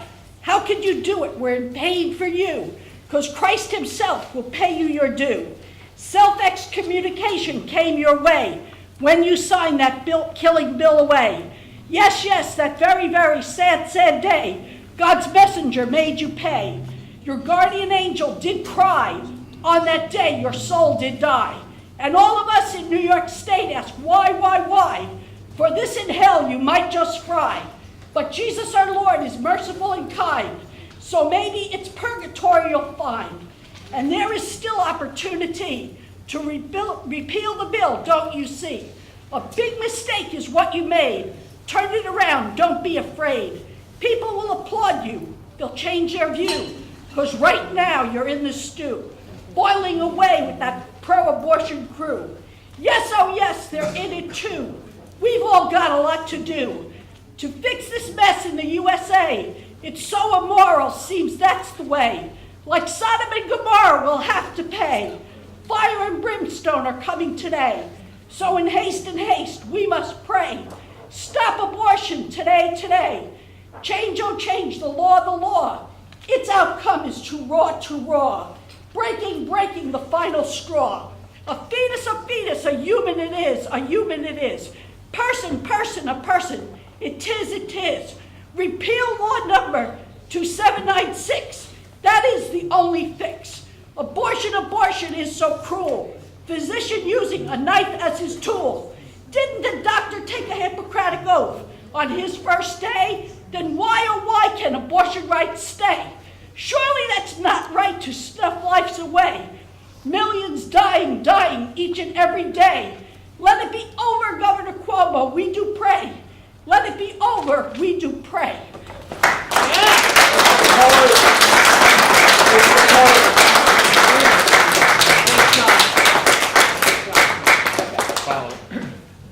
Good evening, my name is Peter D'Andriano. I'm a councilman on the Patterson Town Board, but I'm not speaking tonight on behalf of the town of Patterson. These are my own thoughts and opinions. First, I want to thank Chair Tony Addonizio of the Health Committee, the committee members, Legislator Asarino, and the legislators that supported this resolution that passed tonight.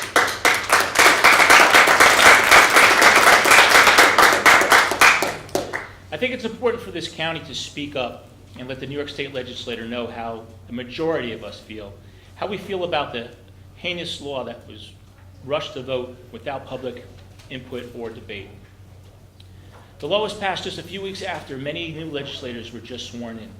An issue this important, an issue that has so much controversy as we see here tonight, deserves to have public input, professional input, and moral input, and as much discussion as well as much discussion and debate.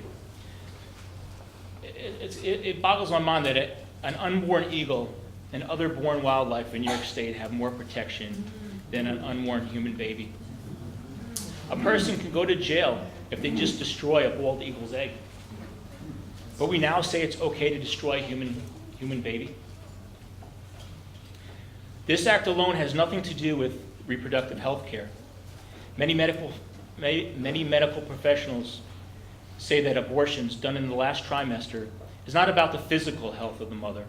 So then, if it's being done because of the emotional health of the mother, statistics show that an abortion does not relieve the mother of her emotional duress, because it only adds an additional reason to be in anguish.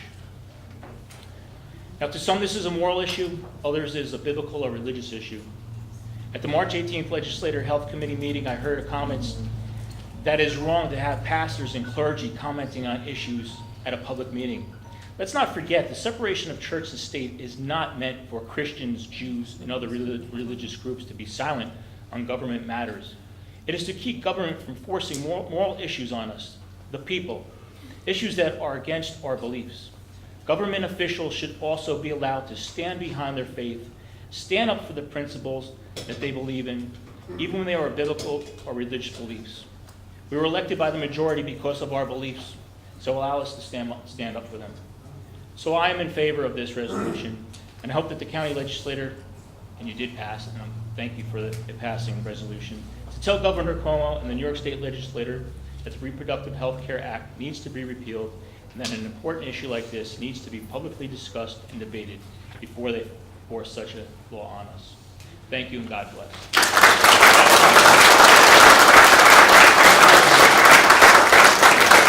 Good evening. I will be very brief. My name is Juan Carlos Salcedo. I come from Phillipstown. And first of all, I'm pretty, in a moment as somber as this, I'm pretty excited that we are exercising our democratic rights. The whole county was, or a large part of the county was involved. And that is a good thing, with arguments against and for, which all of them are well respected and well received. So I appreciate this exercise of democracy that only strengthens our local democracy, which is where we citizens, day-to-day citizens, can impact some of what goes on and some of the laws that we live under. So I appreciate the opportunity. I appreciate also the legislator as a body taking on an issue that is big and complex. Most will look the other way and will not treat issues like this. The advance of science now strongly supports what one time was only something that we thought about and could not be documented. The baby from its inception is not part of the mother's body.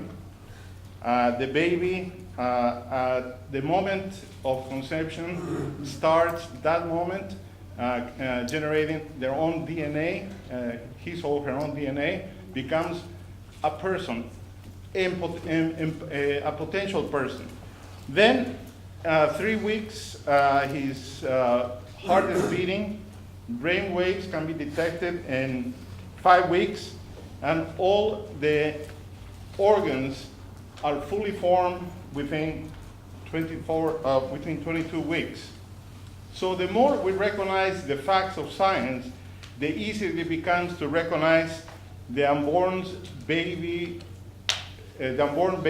humanity, and the harder it becomes to deny the baby its inherent dignity. And I am glad that Putnam County today put the focus on the most vulnerable part of our society, which is the unborn babies.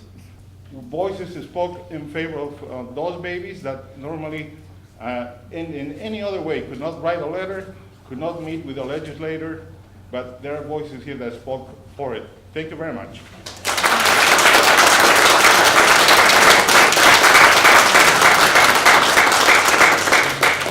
Legislative Clerk, if you can call the next 5 people up that are on your list. Are you signing? This way we'll see if we can line up behind her. Eileen McDermott from Brewster. Eileen McDermott, Brewster.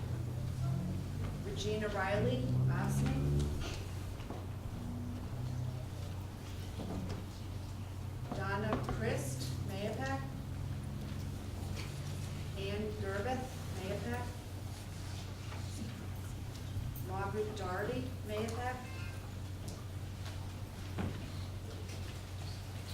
Thank you. Hi, my name is Sonia Rizariski. I'm terrible at public speaking. I'm here because I feel like it's important that you hear what somebody who sees himself as a Democrat thinks, because I've heard our president say that Democrats are in favor of ripping healthy 9-month full-term babies out of wombs and killing them. And that's not what happens. I was not able to verify the 12,000, the number of 12,000 late-term abortions that happen. I could not verify that anywhere. from what I read, late-term abortion is very rare, and it happens when the fetus is not viable, and it's an extremely traumatic, excuse me, and terribly painful thing for the family, for the woman. And I just want you all to know that I'm not in favor of killing babies, but I think it's important that you leave healthcare decisions up to women and their doctors. That we're not, I don't want to kill babies. I love babies. I have babies. But I do think that women are able to make these decisions for themselves. And that we're capable of making decisions, and that it's extremely traumatic enough. And the women that will suffer from not having access to this sort of service if they need it are women that have less resources. And that's all I have to say.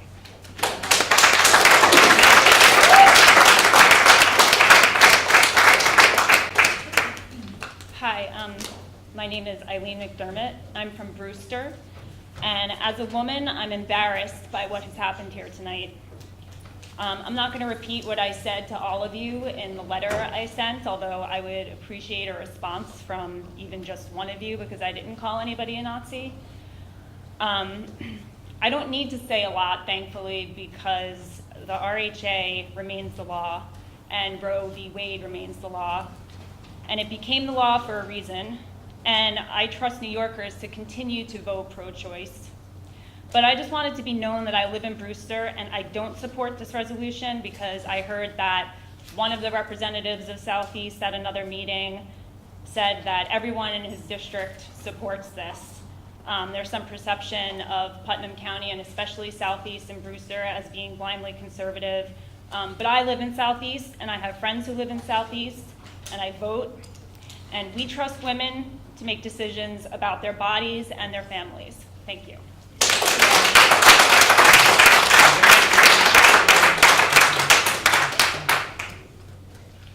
My name is Regina Riley. I'm from Ossining. Before the Reproductive Health Act, RHA, became law, there was another law, seldom if ever applied, but it was on the books, and it was referred to by one of the legislators.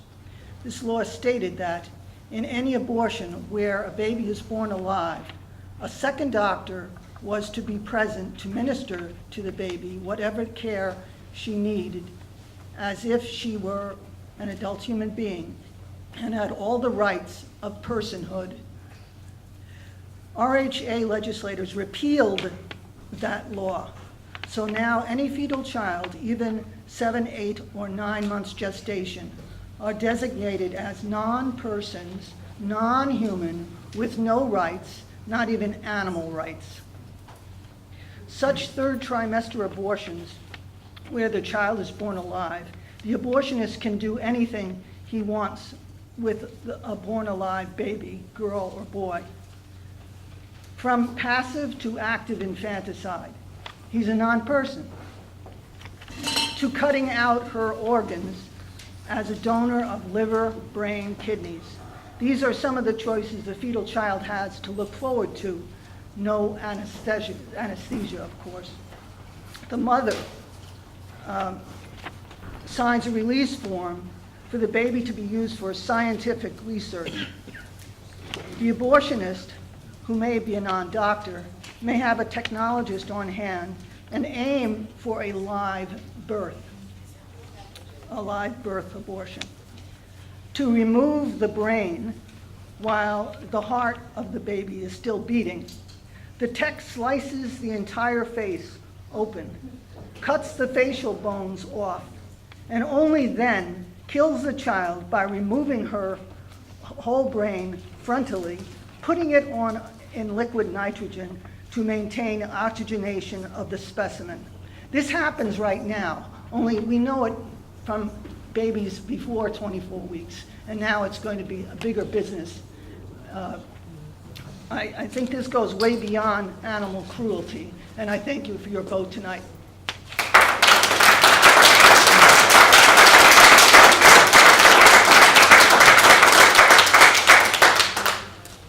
Good evening. My name is Donna Christ, and I'm from Mampac, New York. And I want to thank each and every one of you with all my heart for all the babies that you spoke up for, and for all of us that you.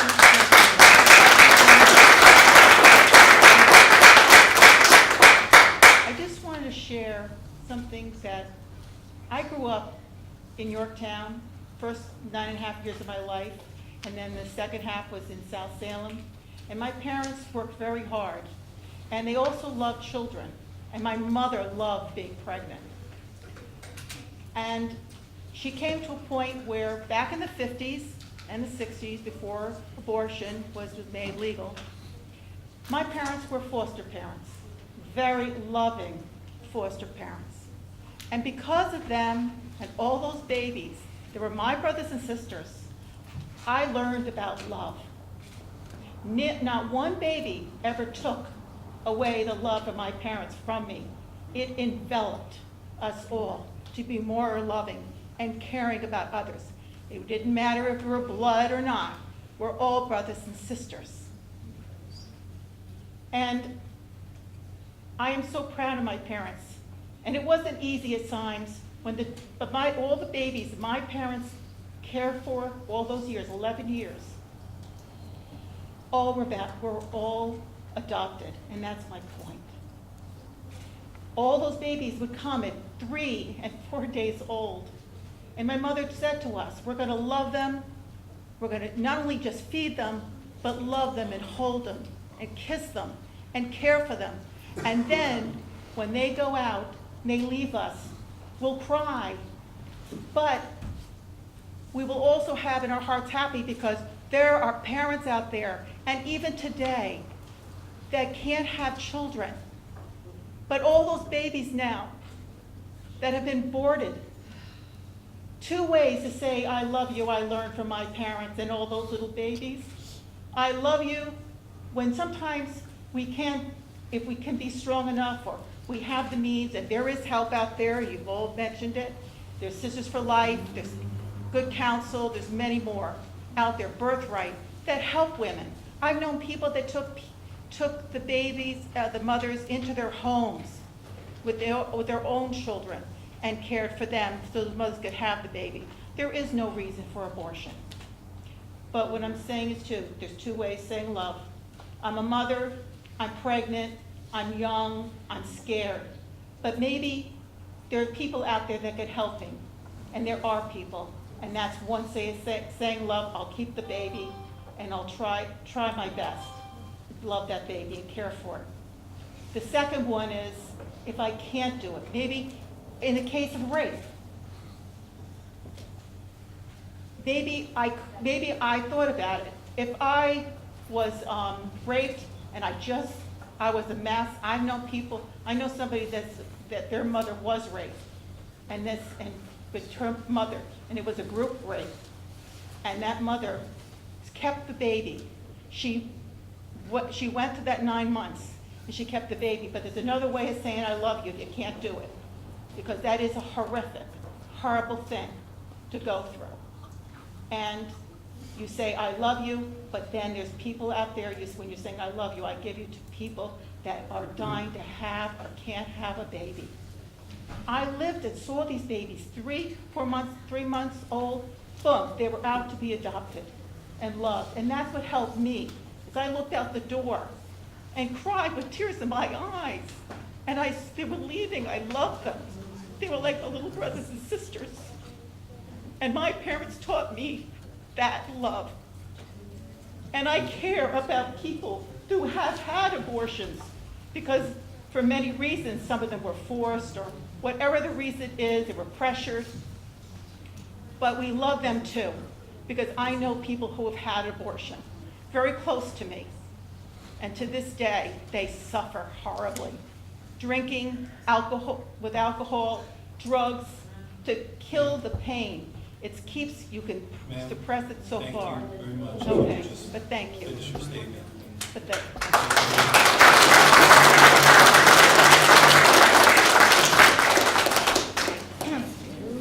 My name is Ann Gerbeth, and I've been a resident of this county for 46 years, and I've never been prouder than I am tonight. You have done an amazing thing for pro-life, and you were well informed.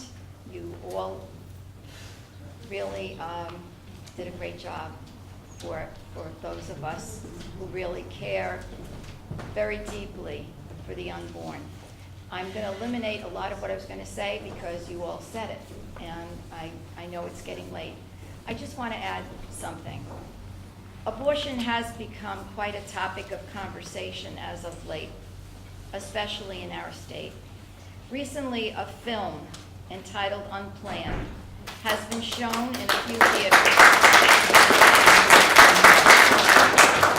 Word has spread that it's about a woman named Abby Johnson who worked in an abortion clinic in Texas for about 8 years. She was so good at the front desk that she eventually became the director of this facility. It was during her 8th year that a doctor called her in to the operating room. He needed assistance as he performed an abortion. What she witnessed during this procedure would shake her to her core. She had come face to face with what she had previously preferred to ignore. She left her lucrative career that day and embarked on a very different path. And presently, she works with many others to save babies' lives. In fact, she began an organization, the name of the organization, and then they were none. What she's referring to is, I think, both no more babies being aborted, but also no more workers in these Planned Parenthoods.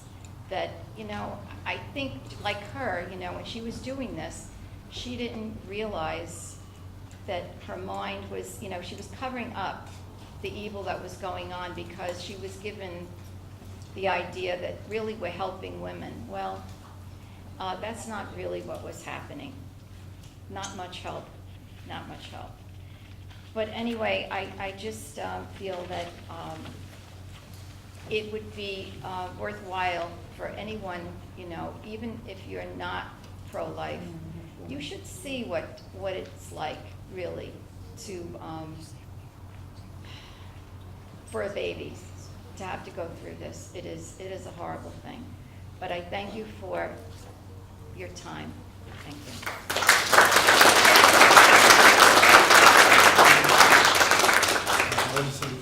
Legislative clerk, if you could call the next 5 people up. Thank you. Okay. Dana Connell. Terry Del Campo. Mayapak. Nancy Pacheco. Lee Palmer. Carol May.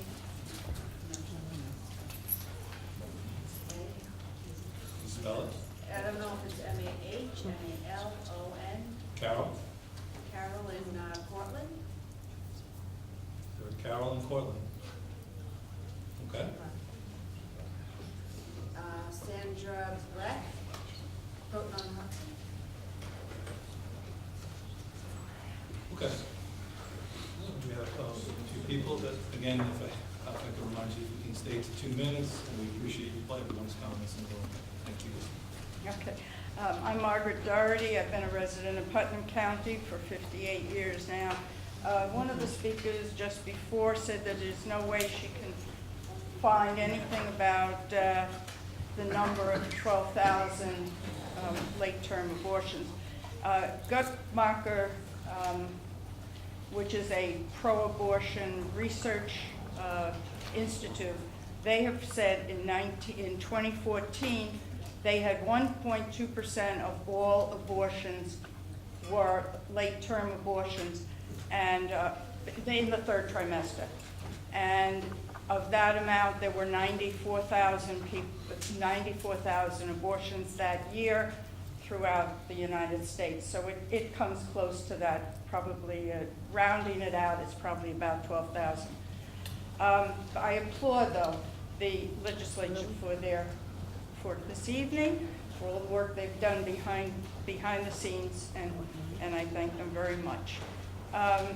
I'm concerned with the New York Public Health Code Law 4164 that was repealed, so that no longer the second doctor will be available at a third trimester abortion to give care. According to the Center for Disease Control, which the CDC codes it as P96.4, from 1999 to 2017, there were 592 reported babies born alive. The problem with that low number is that the CDC only asks for a voluntary report from abortion facilities. I think that number is quite low because they're not going to report everything. But there are many pro-life speakers who were abortion survivors. One of them is Melissa Ogden, and she has reached 210 survivors through her Abortion Survivors Network, as she reported before Congress in 2016. Melissa is healthy. She was a very lucky one. Another survivor, Gianna Jessen, was born with cerebral palsy, being in the saline solution for over a day. She proclaims, yet death did not prevail over Please me. have more time to speak. I can't Yeah, hold the rest of 67. So many pro people are way over 2 minutes. Please watch the clock. I am watching the clock. Thank you. I'm keeping everyone to 2 to 3 minutes, and I have not stopped. I never heard you 2 to 3 minutes. I'm trying, I said 2 minutes, and as soon as I get to 2 minutes on that thing, because that's when I interceded before. You're more than welcome to speak again at the end if you like. Thank you. Nancy Montgomery claimed that the legislature did not speak for her in this instance. Well, the New York State legislature did not speak for me and for most of Putnam County.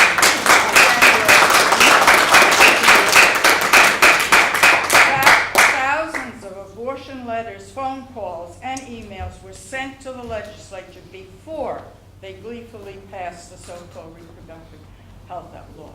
So it's not like we have been ignoring it. We're here and we've been trying very hard, and thank you very much for that.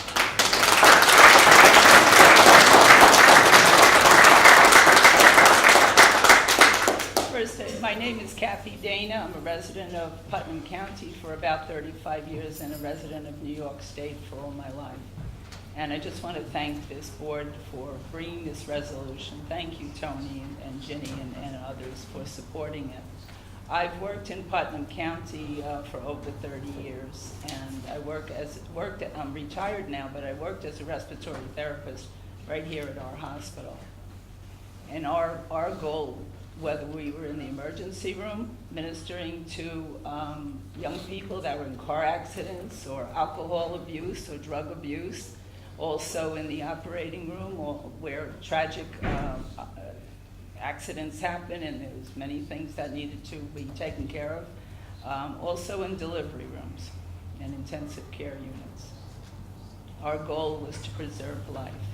Our goal was to do everything that we could possibly do to preserve life, whether it was sickness or a life in jeopardy because of prematurity or an accident at birth.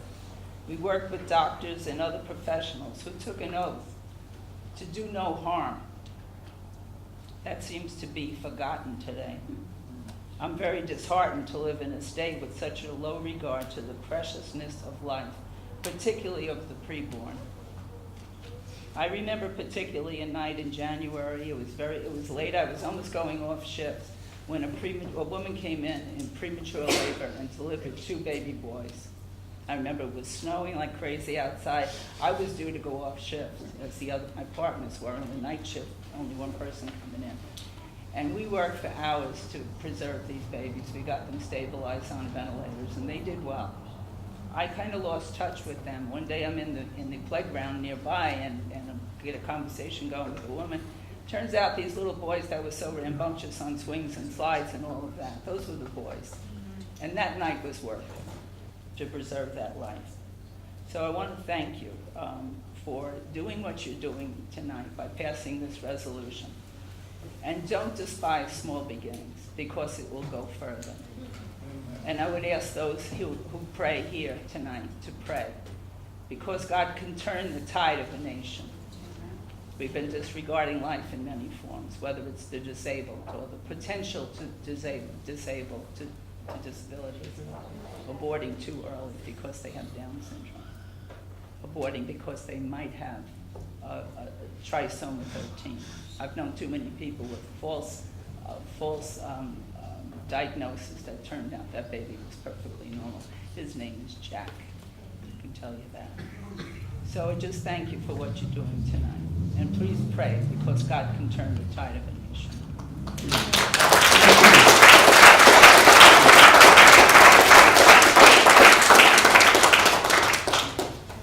Excuse me one second. Sir, there's 37 people, I believe. Oh, I assumed that this was the end of the line. No, you're more than welcome to stay to the end, and I'll bring you back up. Well, thank I you for the promise. invitation. I'll take you up on it. Yes, sir. Terry Del Campo, resident of Mayapack for 50 years, and I want to thank you who voted to approve this resolution for your courage. Thank you very much. I am immensely saddened and disgusted with Governor Cuomo and those state legislators who hide behind women's health issues and support and vote to accept abortion at any stage to be legitimate and a top priority within the majority in the state and the Assembly, in the Senate and the Assembly. When Governor Cuomo signed the bill, he wore a huge smile and announced how New York City was lit up with pink lights. I was appalled. The color pink in my day was used to celebrate the birth of a baby girl, not the death of an innocent baby. The life of the unborn baby is not valuable or worthy of existence to Governor Cuomo and those who supported him by their vote. I am referring to late-term abortion, when God's creation is able to exist outside the womb.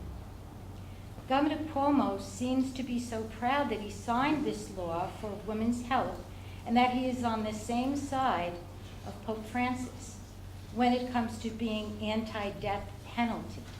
Does he not realize that terminating the life of a baby in the mother's womb is murder? As for women's health in general, I am a woman, and I want the best health for women and also for men.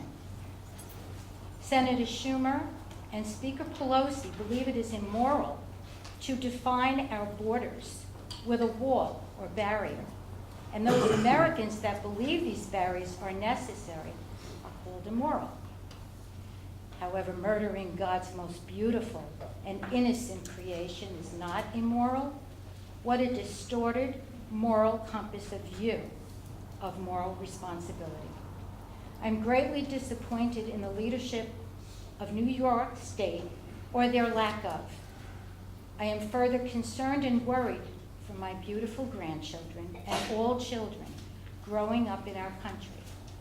Liberal ideas have become so far removed from our long-held traditional values, such as respect for the older generation and their lifelong experiences and wisdom that frame their values. The loss of respect for the office of the President of the United States of America, and yes, respect for the life of an innocent baby growing in the mother's womb. In 1964, presidential candidate Barry Goldwater caught my ear when I heard him say that our country is facing a moral decay. I paid attention to these words because I was a new mother, and I became very concerned as a 21-year-old for my child and future children that I might have. As it turned out, I gave birth to 4 more children. I did miscarry a child as well. My husband and I raised 3 sons and 2 daughters. Much has changed in the years and decades since then. Unfortunately, and in my opinion, immorality in our society is out of control and displayed in many ways and in various places. I firmly believe that we all have a legacy to leave our children, our grandchildren, and generations to follow. My hope is that my comments tonight on requesting the repeal of the governor's recent Women's Reproductive Act can change the hearts and minds of many now and in the future. Thank you and God bless.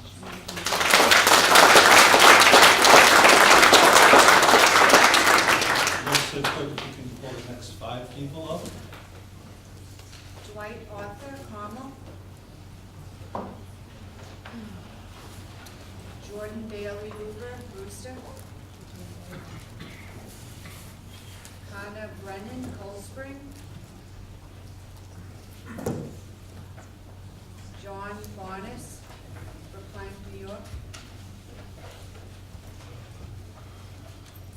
Jason McGuire.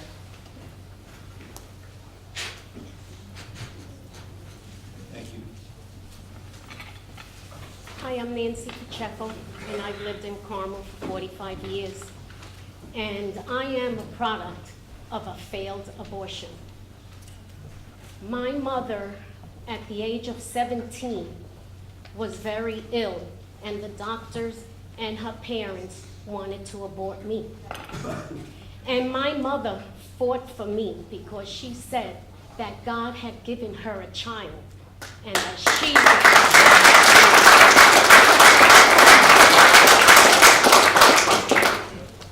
And today I am so grateful that she did, and she stands firm on her belief at 17. And she also said to her parents that that would be premeditated murder. And she said, I will lose my life, but give her life. And I thank her for that. And I also thank each and every one of you who are standing firm as well. Thank you.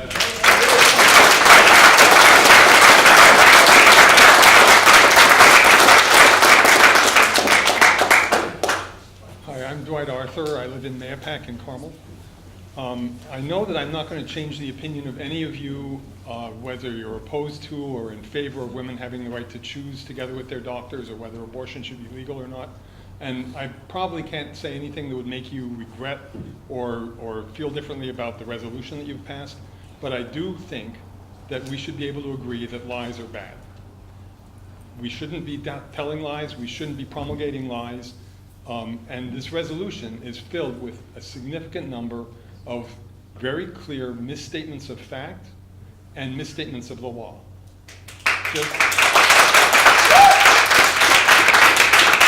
For one example, I've heard many times tonight, and I also saw in the resolution, that if a baby can be born alive and have no protection under the law. I believe that anybody who'd like to check the homicide law will see that the homicide law protects any person who is born and alive.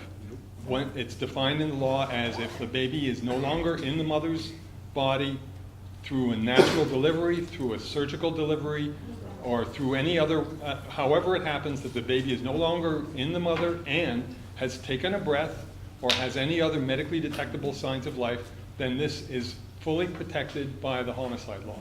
Now that doesn't mean that anybody's guaranteeing that it will survive. Some babies are born with severe, I don't know if you call it illnesses or what, but they're born not able to survive. And in those circumstances, it's common medical practice now to provide hospice care, which is the same as what happens when an elderly person is done, says they're done with their suffering and they would like to end it. They can be put into hospice care where they're not killed, but they are kept comfortable and they are not put on to treatment, life support treatments that are going to extend their suffering. So that's one thing. There is protection under the law for a child that's born alive. Regardless of what the circumstances were before they were born, once they're born alive, they're under the homicide law. That's very clear, it's black and white, and it's the opposite of what it says in this resolution. The resolution is wrong. It's factually incorrect. Another example is we've heard a lot of times about the situation of 2 doctors being required in abortion after 12 weeks. That was removed from the law books by this act, but it was not taken out of effect by this act. It was taken out of effect by the court case of Thornburg versus the American College of Obstetricians and Gynecologists in 1986, in which the Supreme Court declared unconstitutional the identical provision in Pennsylvania law for whatever reasons they had, I don't even understand what their reasons were, but it was declared unconstitutional, and the Department of Health of the state of New York determined that that decision had bearing on New York, and at that point the Department of Health stopped enforcing the law, not because they forgot about it, but because it was unconstitutional. So for us to pass a resolution calling on the state to put back into effect a law that we already know is unconstitutional and declared by the Department of Health to be unenforceable, it's just a waste of time. You're not asking for something that's real. If you want, I totally understand that this body would like to say that you believe that abortion should be illegal, and you believe that the Reproductive Health Act should be revoked or rescinded, and you could have written a resolution that made a series of true statements that led to that conclusion, but you elected not to do that. You elected to include factually incorrect statements, legally incorrect statements, statements that defame the good, hardworking prosecutors of the Bronx and Queens who are continuing to work on those cases that you brought up and have not yet got to a verdict, but they're prosecuting them, they're bringing charges that have very serious penalties, and by saying that it's been given up and that it's going to go free, you're demeaning the work of those hardworking prosecutors. You also are quoting in a very distorted and twisted, I have a lot of words I'd like to say, but I won't say them here. Very twisted and distorted way that the work of the researcher, I forget her name, has been distorted. And I wrote it up. Anybody who didn't understand it, I'd be glad to meet with you and go through what she said, what you said, and how what you said is it defames her. And I would not be surprised if I think that she has grounds for legal action against this group for defaming her in public like that. So You could bring your comments to an end. It's 5 minutes, okay? right. So I think you could have made a true statement, but the way that you did this with the untrue and inflammatory stuff, I think it's done just to try to rise up people and get them more controversial against each other. You made comments about people disagreeing but doing it respectfully. I agree with that. This resolution is not respectful.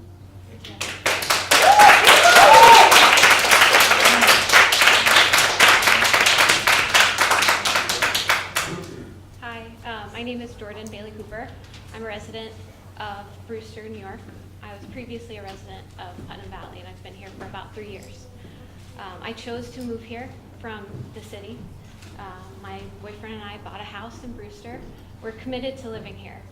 And I ask our legislators to represent us all. And I appreciate, Legislator Yonke, your response to me and your intention to remove any factually inaccurate or offensive statements from the resolution. And I believe I set those out respectfully in our correspondence to one another, and I appreciate the dialogue. But I did not see any change once the facts of this issue were pointed out repeatedly. I asked for citations. Where did these facts come from? I asked legislators to do the work. As a resident of this county, we elect people to represent us. And we ask that in good faith, that you will rely on facts, you'll rely on research, you'll rely on precedent. And I'm sad to say I'm not seeing any of that today. I think we can do better. I also am deeply concerned by the continued character assassinations. I'm your neighbor. I'm all of your neighbors.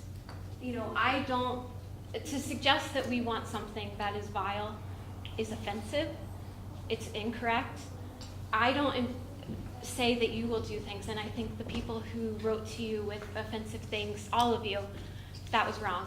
We can have a respectful dialogue, but in return we ask for you to rely on facts. A couple other things. This is my first legislative meeting, so I think you could tell by my voice I'm not a good public speaker. So I just want to reiterate, as a Planned Parenthood former patient, I went to them when I had no other options. It's an organization that takes anyone, regardless of their circumstances, and provides health care no matter what. Abortion is health care. I want to say that again. Abortion is health care.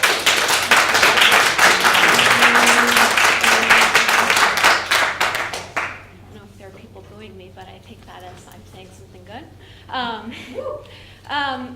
You know, the other part of reproductive health that I haven't heard any mention of today is access to contraception, access to comprehensive sexual education that is medically accurate. All of these are things that you have jurisdiction over as legislators, that you could make a change in Putnam County to reduce the number of unwanted pregnancies. But instead, we're here today talking about this. I would much rather be helping figure out a way to implement sex education in schools. I've gone to Albany to lobby for Planned Parenthood for several years now. The Reproductive Health Act has been in Albany as a piece of legislation for 12 years. It's not passed in one day, as suggested tonight.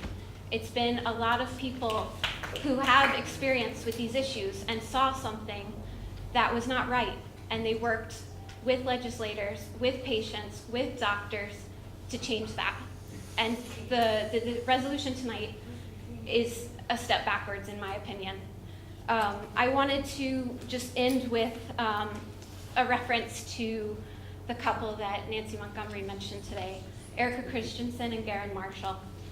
They have been, to Nancy's, we heard their story. They were here, but not allowed in the room. And I just wanted to share something that they said to me. They had a bad situation happen to them with their pregnancy. That is no one's fault. Nature happens, things happen. Some people might say God makes it happen. For me, I don't. But what happened in their experience was people made it worse. People who passed these laws made it worse. And so they've been working day after day to change that. And so I would urge you to meet with people who have gone through this. Meet with healthcare providers. None of that happened before March 18th. It didn't happen on March 18th, and it didn't happen tonight. If you need help speaking with those people, I'm more than happy to connect you. All of you have my email address now.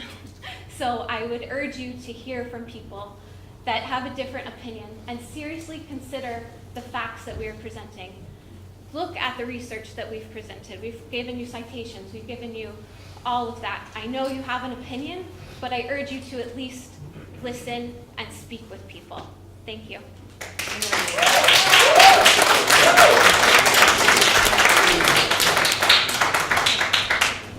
Hello, my name is Connor Brennan. I'm from Cold Spring, and I just wanted to start this out by reading a definition, I believe, viable, of a plant, animal, or cell capable of surviving or living successfully, especially under particular environmental conditions. Now, the RHA stated you can't get an abortion after 24 weeks just because you want to.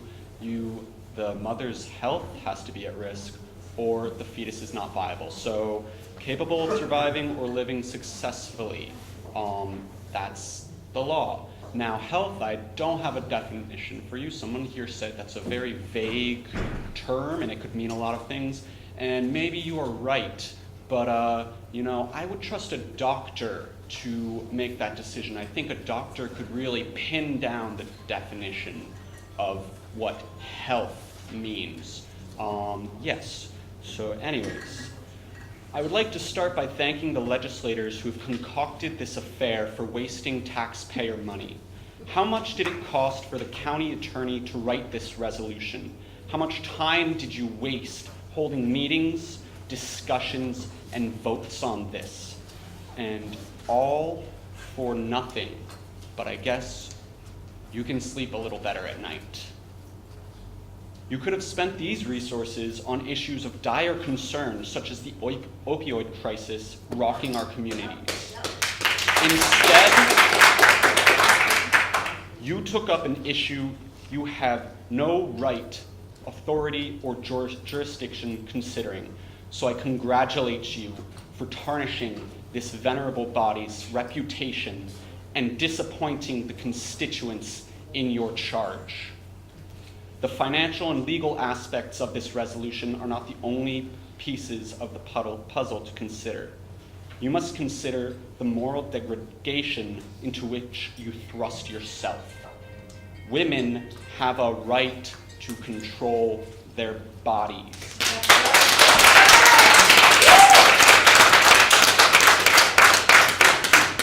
And you just passed a resolution that says the opposite. Do you think you should be making this decision, or a doctor? Have you actually read the Reproductive Health Act? Now you have your beliefs, and I have mine, and I will not begrudge you of your beliefs. But I do begrudge when you force your beliefs on others. That is not fair. I begrudge when you purposefully fill these halls with misinformation and half-truths. As I said, this issue should be decided by a woman and her doctor. Anything less casts a shadow of repression upon us all. Thank you.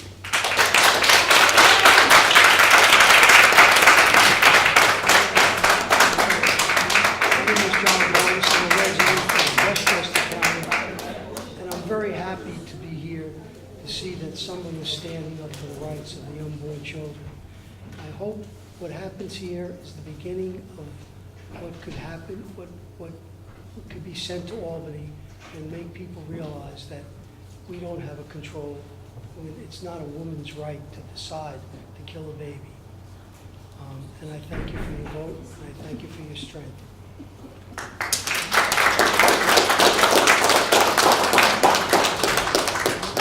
Clerk, if you could call the next 5 people, if we have another 5. Karen Travato, Putnam Valley. Karen Travato. I'm ready. Oh. Jean Sherry, Putnam Valley.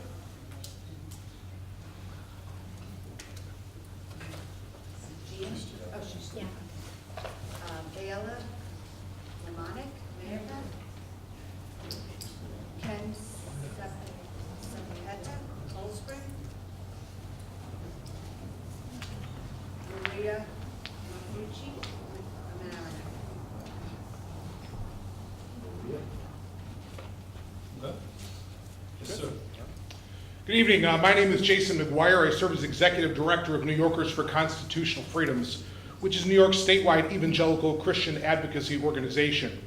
Along with other pro-life allies, we fought against the passage of the late-term abortion expansion legislation in New York for 12 years. Unfortunately, the Reproductive Health Act was signed by Governor Andrew Cuomo on January 22nd, as you know. The Putnam County Legislature has displayed leadership and bravery by expressing firm opposition to provisions of the Reproductive Health Act. To my knowledge, Putnam County is the first county, but only the first, in the state of New York to pass a resolution like this one.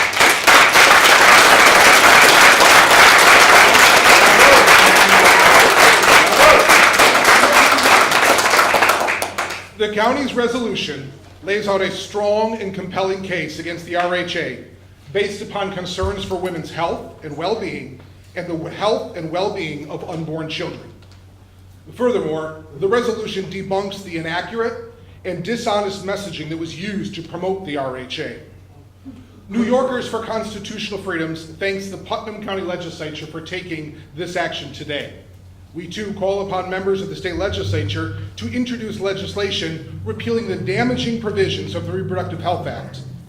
In fact, on March 19th of this year, our organization, with other pro-life allies, delivered 20,689 petitions to Governor Cuomo's office calling for the repeal of the entire RHA. And that is just the beginning. I am honored to be a part of this event, and I salute all of those who are here to peacefully demonstrate for the cause of life.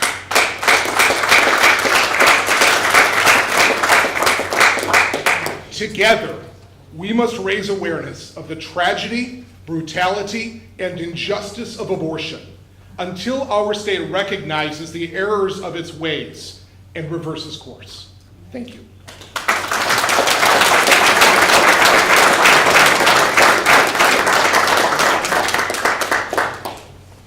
Hi, I'm Karen Travato. I'm from Putnam Valley. I think I'm with you. Thank you for allowing me to speak, and everybody else. So just as a point of, I'm a researcher, so it turns out that the CDC, based on their numbers, it looks like 8,294 would be the number of late-term abortions according to them. I don't know who the Gudemeyer guys are. Anyway, I am really more concerned about this legislature than I ever thought possible. Some of you do not believe in the legality of abortion at all. While I appreciate your candor, I'm personally horrified. Women would go back to the alleys if it was up to you. Is this making America great? I don't think so.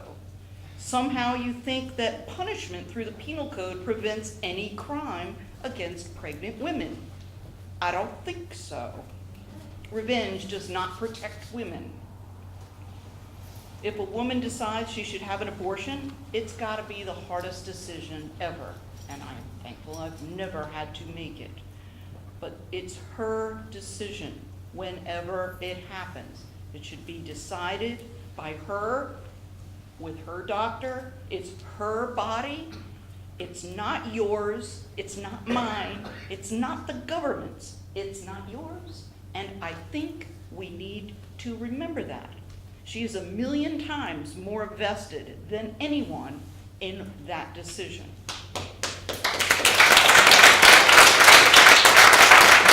If you make her a criminal or produce inaccurate data to rev up emotions, and this is definitely emotional, you are not seeking solutions. That concerns me. I think that it's nonsense to think women abort late term on a whim. Never heard of it, ever. What, you want her to come up with a good enough reason that satisfies you to be able to get an abortion? You want to be the judge? You? You want to be the ultimate decider? I think not. I'm disappointed in this political stunt. Please do not support the unnecessary and foolishly wasteful anti-RHA resolution. Get your laws off our bodies, and I will be watching.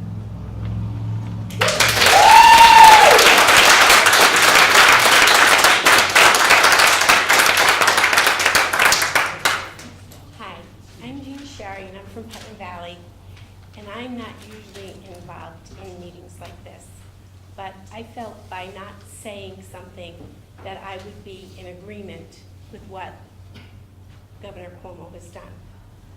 So I want to thank the legislature for your vote tonight. I just want to be here and say that I support life, and I would like to be a voice for those that have no voice. I'm against abortion, and again, I want to stand up for the rights of these unborn babies. If a child is born of a failed abortion, that baby should have a right to be cared for and given up for adoption. I know my cousin was a nurse, and this was a while back. There was an abortion. And the doctor said, leave the baby. And she got in a lot of trouble because she took that baby to the nursery. So, and that was a long time ago. But I also want to say it's really incredible what technology can do these days. And I know that there are instances where they have done surgeries on unborn children. According to the Center of New York, I'm getting tongue-tied now, Center of American Law and Justice. When they do these surgeries, they use anesthesia on the unborn fetuses. And these abortions, these are not using anesthesia for that. And it just breaks my heart for this suffering that has gone on. And I also just want to make a comment. I have a problem in our house. We've had woodpeckers, and these woodpeckers have been pecking holes, and my house has looked like Swiss cheese. And I called pest management company to try to help us. No one will touch it. They're protected. How much more valuable are children?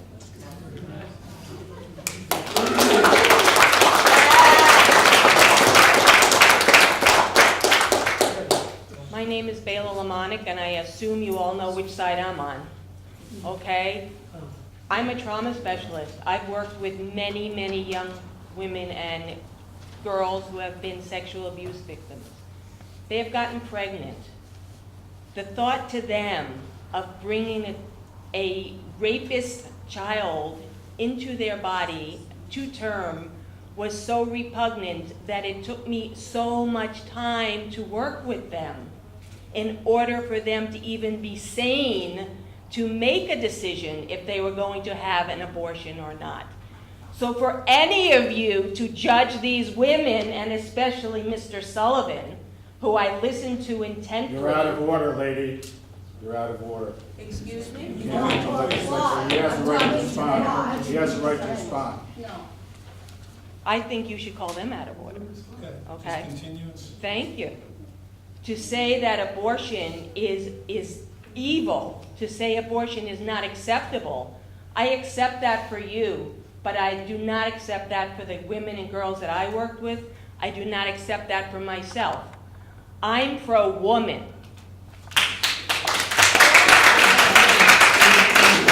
I am pro-choice. I do not call people who are anti-women and anti-women decision pro-life. To say that abortion is evil, to say abortion is not acceptable, I accept that for you, but I do not accept that for the women and girls that I work with. I do not accept that for myself. I'm pro-woman.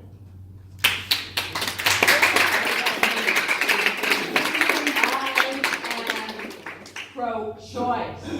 I do not call people who are anti-women and anti-women decision pro-life. I call you anti-choice.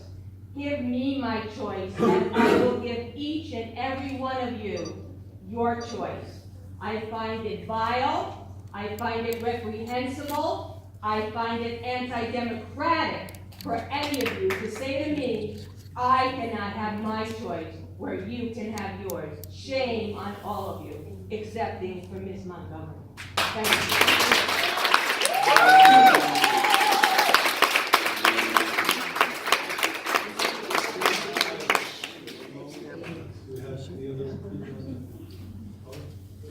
Edmund Riley, Hudson Valley, I can't hear you call the name. Edmund Riley.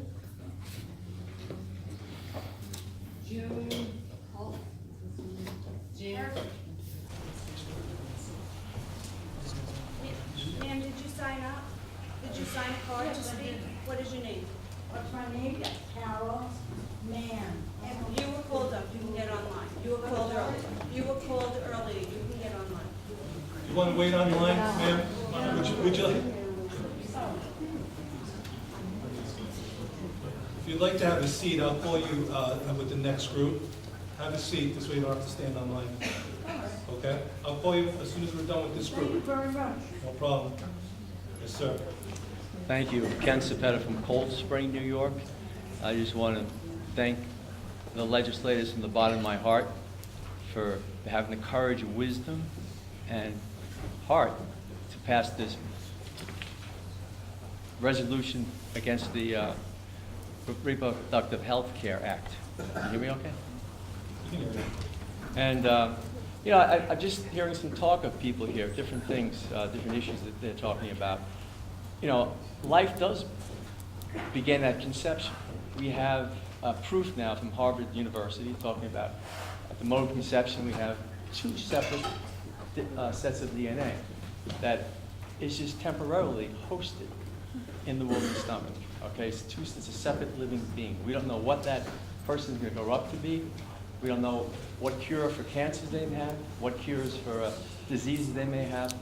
So I believe in letting them have their full life potential, letting them grow in wisdom and holiness as they proceed through life. I've also heard, there was mentioned before about the movie Unplanned by, you know, there's a woman who stars in it, Abby Johnson. I just want to let you know I saw that movie. And it's really, I encourage anyone on either side of the issue to see this movie, to take a look at people who work for Planned Parenthood, because to see the complete reversal and revelation that this woman went through after working for Planned Parenthood is just amazing. And I'd like you to, I invite everybody to see that movie. And that's about it. Thank you very much, and I appreciate it. Okay.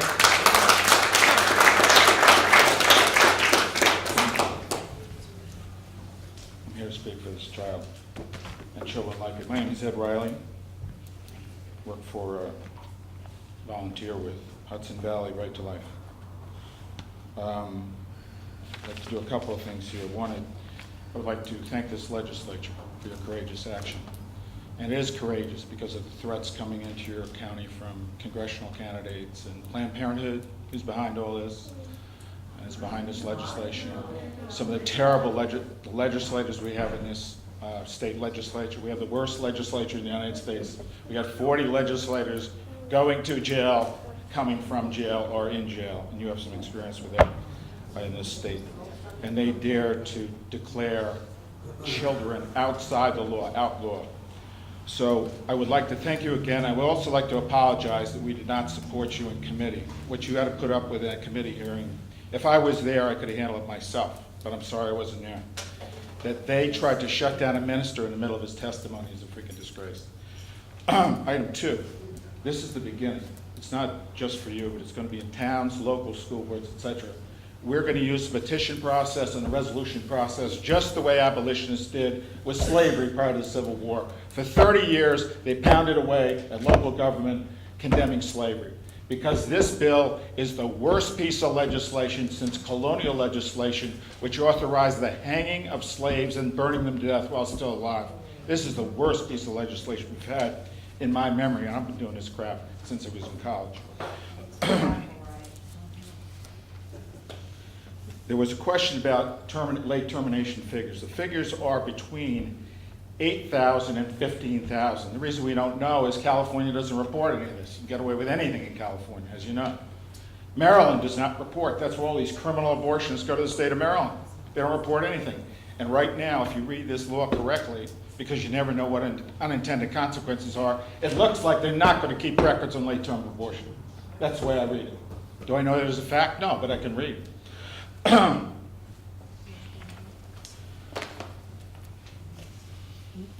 Now, one thing I'd like to thank you for, which our state did not do. This was the most monumental change in the abortion law in taking an entire class of human beings outside the protection law in the history of this state going back to colonial times. There were no hearings in the state legislature concerning this legislation. No hearings. We didn't get a chance to appear. We didn't get a chance to put our people up there. They rammed this through. Thank you for holding hearings. And even if it takes you to 2 o'clock, so what? Next week it'll be in a 2-hour session. So thank you for doing that. Item 2, I'm an expert on criminal abortionists in this state. I track these guys. You have a criminal abortionist in this county. It's called Planned Parenthood. They get away with murder. They lie, they cheat, they steal, they do everything you can get away with. We'll talk about high dosage contraception. We'll talk about the way they administer RU46. It contravened 7 protocol of the FDA the day after it was passed. And while we're talking about Planned Parenthood, the criminal abortionist, it does operate in this county and refers to this county, I would like to refer you to an article that appeared on December 20th in the New York Times, that's about 3 months ago, where they described how they abuse their employees, how they underpay their employees while their executives get these huge increases in salary, and they make specific persecution against their pregnant employees. New York Times, December 20th. That's a lie. You all have your cell phones, look it up. That's a lie. Okay, if you can. Look it up. Now, if you're interested in the facts on how they conduct business and sell baby parts, you can look up Life Dynamics with Mark Crutcher. So if You can look up David Badelon. All right, everybody, 1 second. We've done really well. If I could, we've done really well tonight, and you can certainly speak again at the end. Thank you. I just would like you to, we're over the 3-minute mark now, so if you could just finish your comment. I'm going to try to wrap it up as quick as I can. And then in Hudson Peconic, you can go to Mark Crutcher, and you can listen on tape to Planned Parenthood, Hudson Peconic, and Greenberg tell a girl who's basically telling them, I was a victim of rape or statutory rape, and the person on the other line at Planned Parenthood says, come on, don't worry about it. We'll take care of it. We'll cover it up. 1 year ago today, by the way, I was just standing outside Planned Parenthood in Greenberg. I was only going to be there 2 hours. At 1 o'clock in the afternoon, an ambulance, a fire truck, show up, they haul the body weight. They haul the body weight. 2 hours later, 2 hours later, another ambulance, another fire truck, and another police car show up and call another car. This is Planned Parenthood. Sir. I love Planned Parenthood. It's a religion. Sir, we're done. Thank you very much for your comments. You can speak at the end like everyone else. Okay. Just have a seat. Once again, thank you very much. Sir, thank you very much.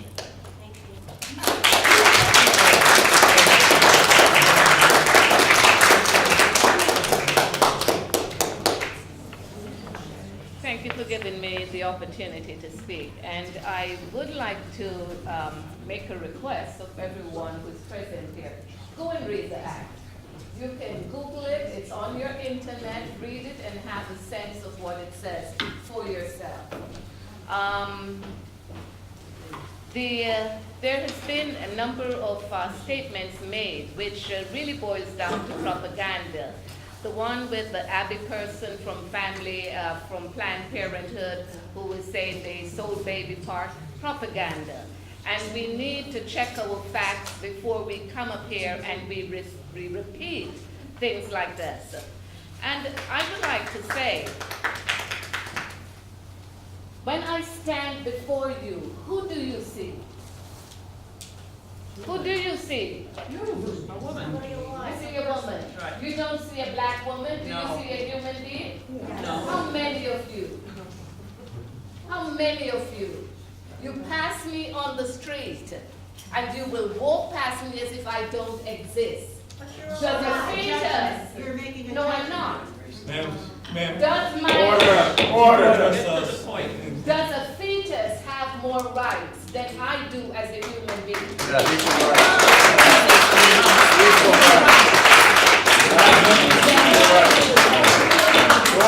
You can speak into the microphone. You can hear my voice. My voice carries.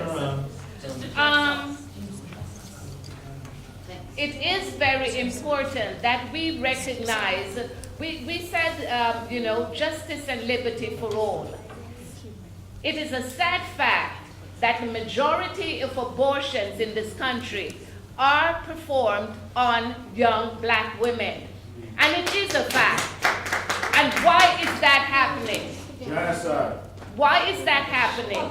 The justice and liberty we speak for all, it is not available to a certain class of people in this country. There is an elephant in the room.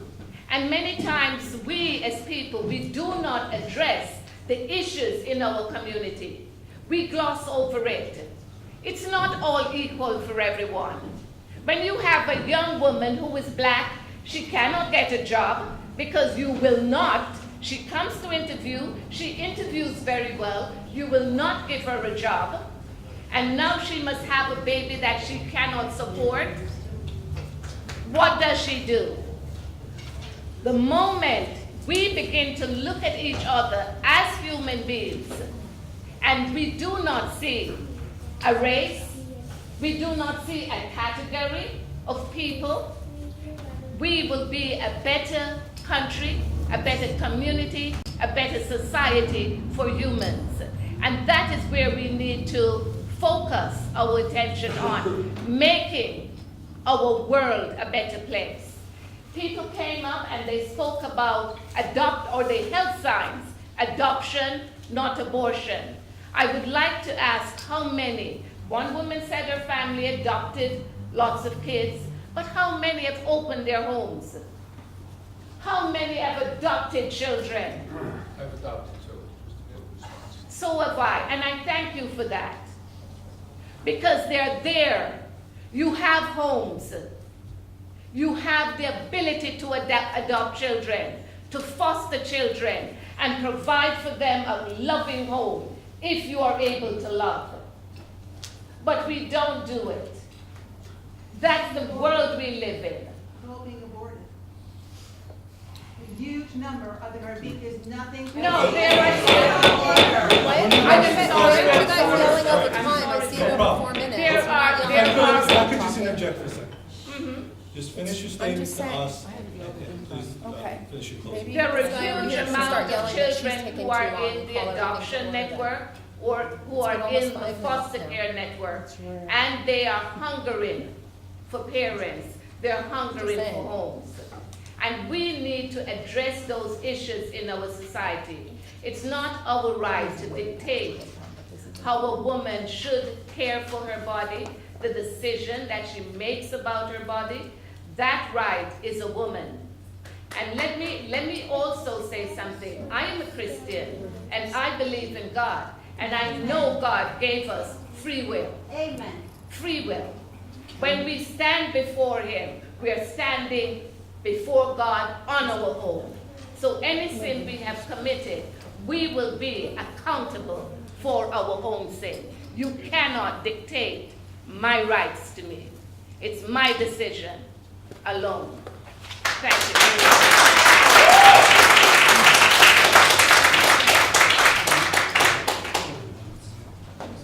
Oh, thank you. Sorry, it's important. She needs to be here. The reason she needs to be One second, here. ma'am, one second. Ma'am, can you state your name? The woman who spoke previously, ma'am, can you state your name June Coulthers. and town? Carmen. Carmel. Thank you very much.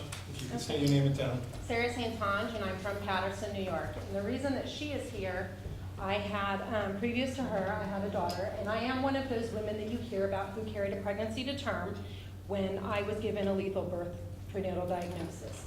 We had our first diagnosis at 9 weeks, then we went to 12 weeks, then we went to 24 weeks. And not at any point in time did I ever imagine that I would terminate my pregnancy. You know who did want me to terminate my pregnancy? Every single doctor I visited. Women in the United States will make the decision to terminate a pregnancy after a prenatal diagnosis within 3 days of doing it, and their primary source of information for this is their physician. Okay? New York is not friendly to pro-life doctors. They are not friendly to even life-affirming doctors. Okay? I delivered my baby in New York City, Morgan Stanley Children's Hospital. We were denied care for her because she had a lethal diagnosis. She had the very minimal end of what they thought was a lethal diagnosis. Since she was born, we have been in contact with a number of parents, and at least anecdotally at this point, we have 10 survivors of my daughter's disorder. Okay? This is why it is not beneficial to people to offer them to end the lives of their children when they have received a diagnosis like this. Okay? We're not talking about women. Okay? We're not talking about women, and I do want to say something, because I've heard twice now that Erica Christensen was not able to get in here. I was way at the end of the line. I came an hour after everybody else. I fought my way to the front of the line. I signed the card, and I waited outside till people left. Okay, so no, she was not denied the ability to get in here. Okay? I am livid with what I am listening to tonight here. Okay, because I'm shaking right now. Okay? Because this experience of a woman in the state of New York, when she has received this type of diagnosis, is utter, it's just gone. Once that diagnosis comes through, you get nothing. Okay? Until about maybe a year and a half ago, Morgan Stanley, the biggest children's hospital in the state, did not have a perinatal hospice program. I walked into there when we went there after dealing with hospitals here, a doctor telling me that if she took my care, this was Westchester Medical Center, if I take your care, you have to promise me you're not going to expect me to resuscitate your baby when you're born. This was an OBGYN at Westchester Medical Center. And I can give you the names of these doctors. I'm not going to do it here because it's public. I have no problems. Okay, but endangering the life of those doctors. Oh, I said to them. I said not to Al. If you could just address us. Anyways, okay. My daughter's life was endangered when they refused. Okay, so my daughter's life was endangered when those doctors tried to not resuscitate her at birth. Okay? I am not exposing anybody and I'm not naming any names, like I said. So that being said, women here in New York do not get support for continuing a pregnancy. When I reached the part of my pregnancy, this was in 2010, where I finally did not have the option of abortion on the table, even then, well, you know, we can get you by on a health thing because part of my daughter's disorder was she had a shortened umbilical cord and I could not deliver her vaginally. I had to have a C-section, and the only type of C-section that could deliver her safely was a classical, which is very low and can cause problems with future pregnancies. That was considered, at that point, enough of a health risk that I still could have gone. They did not leave me alone. They separated my husband and kept him in separate rooms from me. They would not allow him to come into the appointments because they believed that he was impeding, that I, as a woman, was going to want to destroy my child. Okay? My child, my daughter, was a human being, and she deserved the rights given to her by every single one of us sitting here. It is absolutely ludicrous in a time and a place when we have ultrasounds. Okay, please, everybody, well, they don't feel pain. They do feel pain. We all know that's bull, okay? We all know that from the very earliest, BuzzFeed posts videos constantly on, you know, the fetus tastes what its mom's eating at 12 weeks. We all want to acknowledge the humanity of a fetus when we want it, okay? Ma'am, if you can bring your comments to an end. Okay, just be aware. And I know, I heard you, I thought you said you were a physician. I didn't know, I thought you said when you were in medical school. I do apologize. I do want you to be aware that this law and the way it is presented is going to make things worse for women that were in the position that wanted to continue their pregnancies. It's going to cause doctors to feel free to pressure them all 9 months instead of just the 24 weeks that they had it available that they were available before. You are not helping women, okay? You're not helping unborn children. They're given palliative care after birth. They're able to be taken care of, and they're not in pain. They're not suffering. I mean, if you terminate the pregnancy, there's a good possibility of suffering, but if you're allowing them to be born, there are methods and ways that doctors use to keep these babies safe and having a peaceful situation until they die. Okay? This is the reality of the situation. And anybody speaking here, I can't even, it's a human being you're talking about. I'm talking particularly about late-term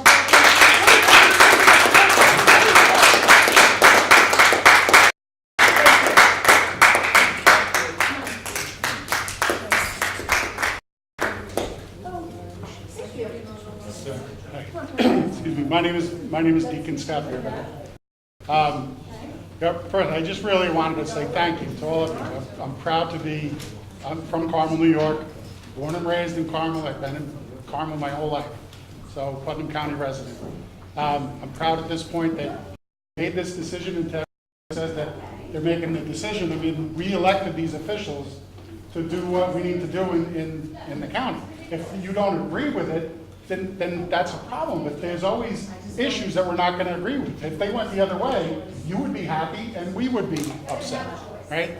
For people to say that we sit in judgment of people at church or in other places, or for someone to look me in the face and tell me I'm prejudiced, right?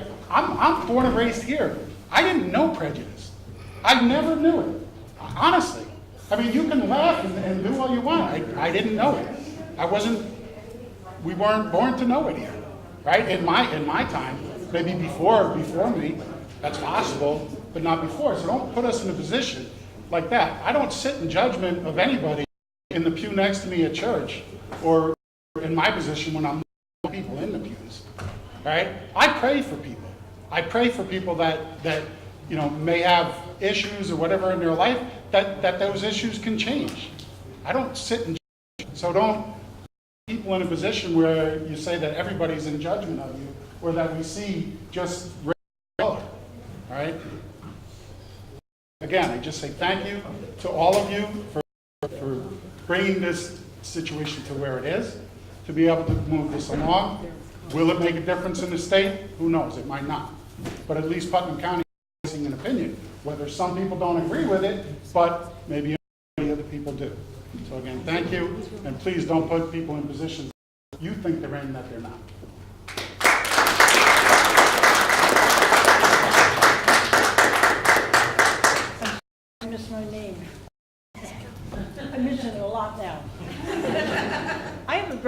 two little simple, very simple things to say.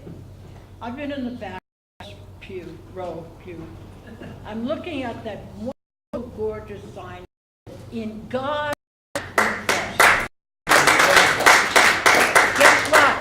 Guess what? It doesn't say "In God's we trust," does it?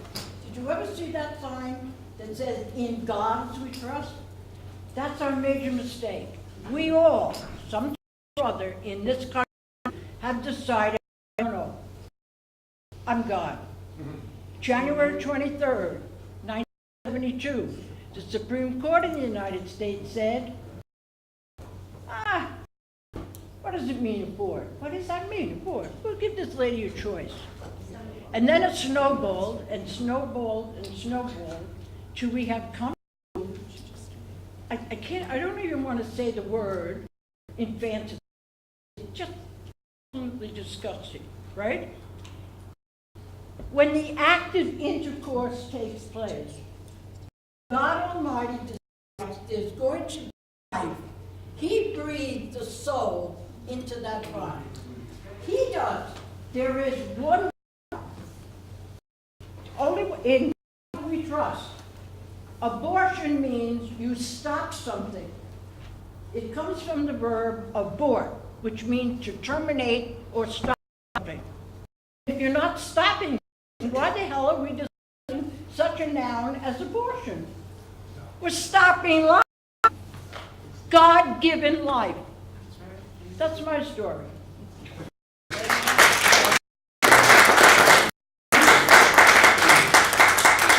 I just ask you to remind people to address the legislature? It really incites. If everyone who else is forward, if you could just direct your comments to us. Certainly everybody in the room would like to hear your comments, but if you could direct it to us. Yeah, yes, legislative clerk. The next 5 names up. Wanda Law Brewster. Rebecca Ramirez, Cold Spring. Susan Law, Hope, Poughkeepsie.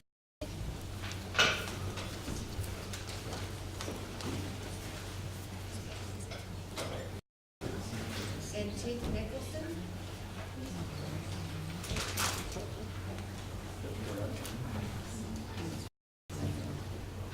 Okay. Do we have any other index cards up for those? There were 2 that didn't come up. Okay. So we'll get through this and we'll discuss it further. Good evening, Mr. Chairman, members of the legislature. My name is Kevin McConville. I'm from Cold Spring. I want to applaud you tonight as the proud father and grandfather of your decision to pass this resolution. It took guts. That's what you're allowed to do. I am very appreciative of that, and so is my family. With that being said, you started the meeting off this evening with proclamations. Boy Scout who observed the young man in the water in Putnam Valley and took great effort and journey to save his life by putting into motion a series of events to do so. You recognize those that fight drug addiction, you recognize those that fight alcoholism, and so forth. You talk about the opioid crisis, which is an epidemic not only here in Putnam County, but in the United States. I am surprised that when it came to it, we're doing things to protect the unborn. It's common sense. We're fighting alcoholism, we're fighting drugs. What do we do to protect the unborn? So you've earned my respect, my admiration, passing this resolution. God's will be done. Thank you very much.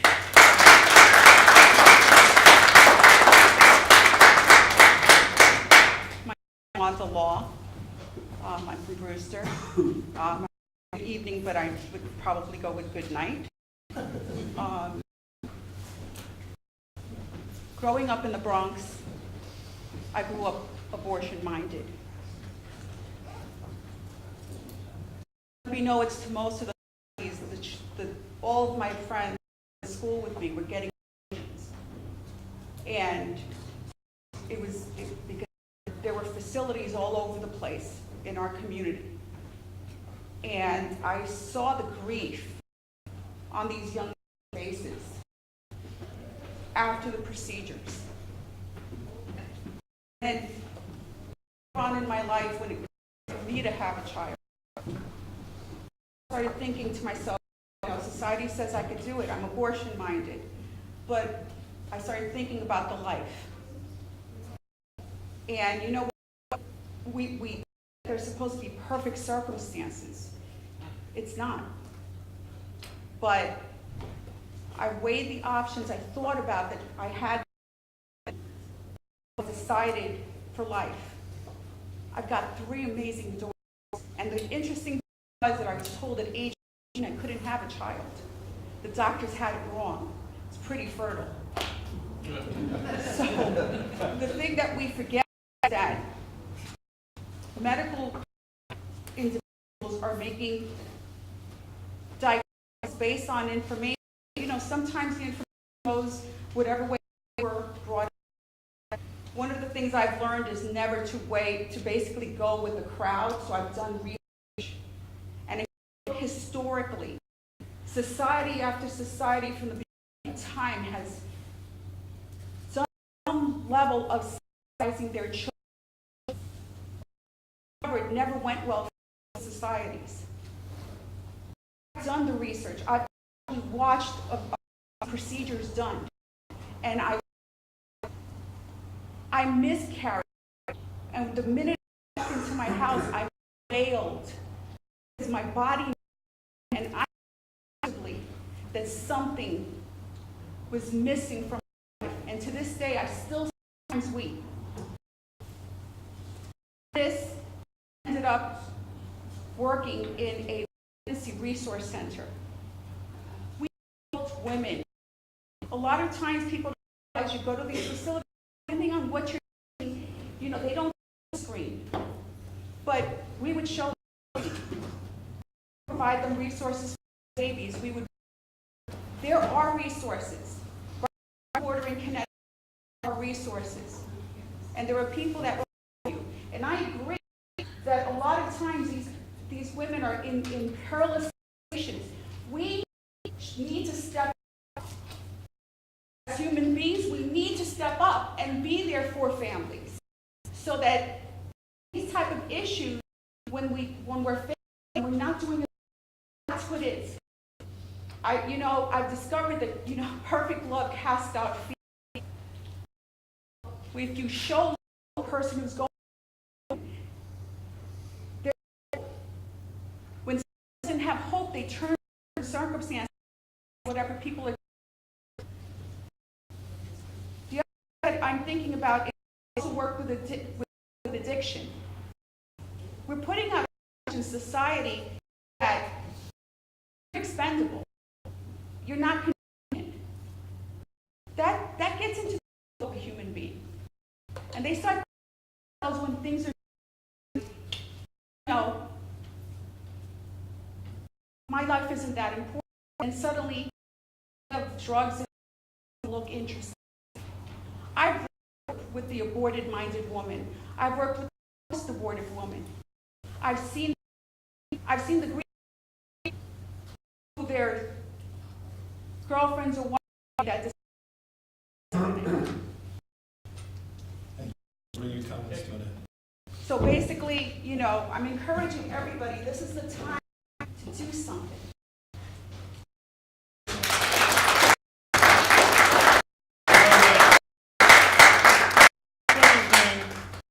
I just want to stay a little bit. It doesn't matter because it's not a law what happened tonight, resolution, but state that a little bit uncomfortable that this vote, 5 men and 3 that voted, it's a very controversial resolution, and it has the potential of impacting percent of mothers and teenagers in Putnam County. Concerns me also of color that I see a lot of in this room. Legislators advocating for women or attempting to show that this is not at all black and white, but that it's complicated. My grandmother, my two sisters, older sisters, and my niece have all been sexually abused by family members or friends of families, and this issue is a very issue, and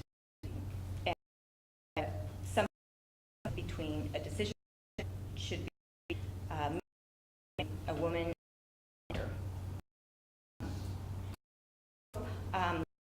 That when Aaron's Law is being considered in our state, that you all should be enthusiastic support for the New York school to have 1 hour to 1.5 hour education on appropriate touch and use. Youth can and education that sexual abuse can be empowered to speak up.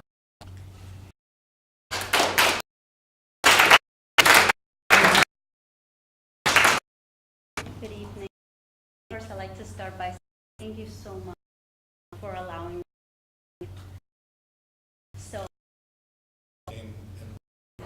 my name is Susanna Lohr. I live in Milton. First of all, I've heard about women must be who women must be these late term abortions. I'll tell you, I am a woman. I had an 8-month. If you think I ever wanted that to happen, my nurse be shocked. I was so prepared. Vitamins I did. I felt cheap. My God, ever. My daughter choking on her blood. I carried death in my womb. I want you to my face. Have cocktails, abortions. Didn't go out my bra. Didn't go out to mistakes. A woman who made a choice to love her daughter-in-law for 2 years. I was 15. All I could her flowers. I put her in the grave, and I with would be. I held my daughter as she her last breath. Arrangement, and when my husband held her, my husband, my strong husband, and he never cried, and I was silent. That was the man in my life. I'm gonna tell you what that abortion. I went to my priest. It was killing me, poisoning my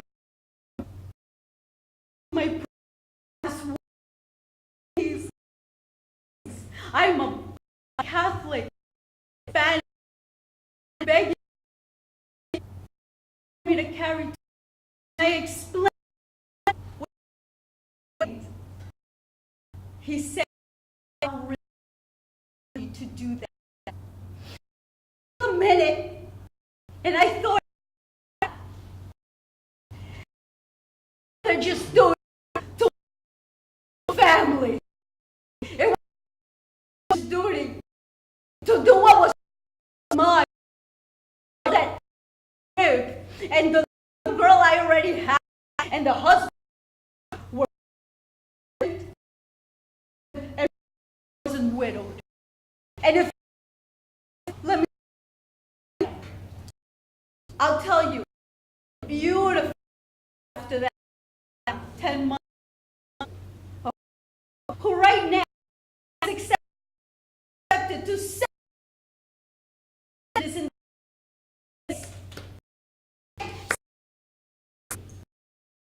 because they forgot.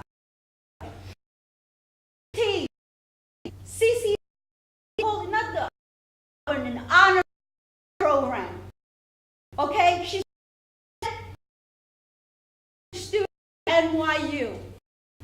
My woman for a perfect 2 years.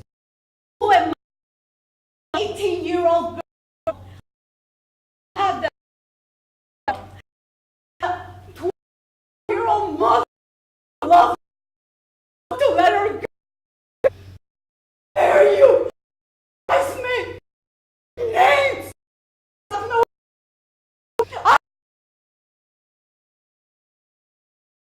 I may survive this. Those who have no, I held my in my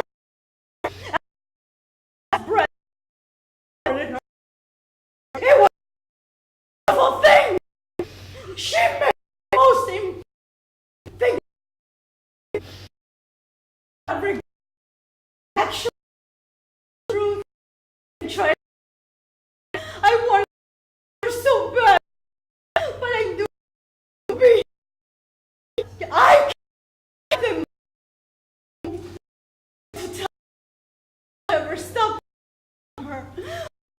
Daughter, my no. This is for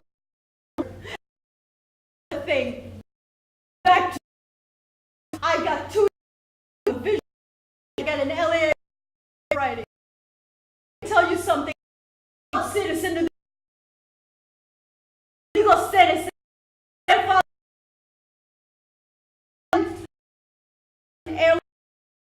Ball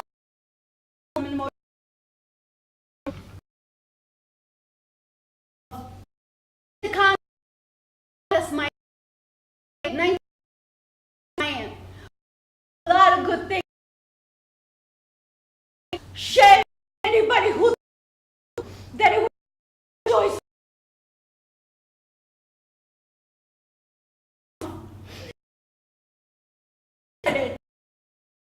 Wait, you time. Do something. I imagine gag on a person now you have. They'll think do next.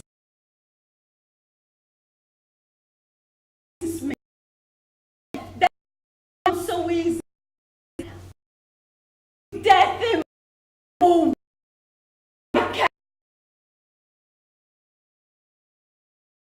A great taxpayer, and I'm proud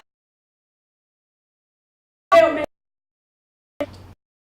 I'm the right thing and shame by any because the day everybody you know what Celeste and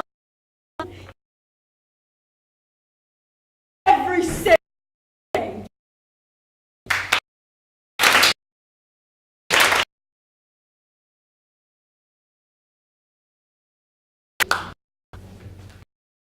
Hi there, my name is Wilson.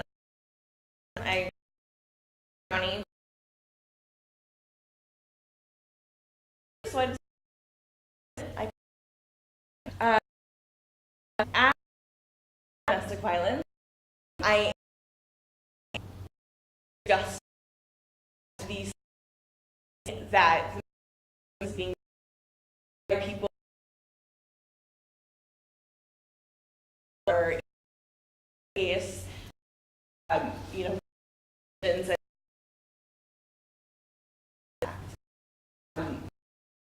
lot of people are years and then legislature in big trouble. To the going of domestic violence, you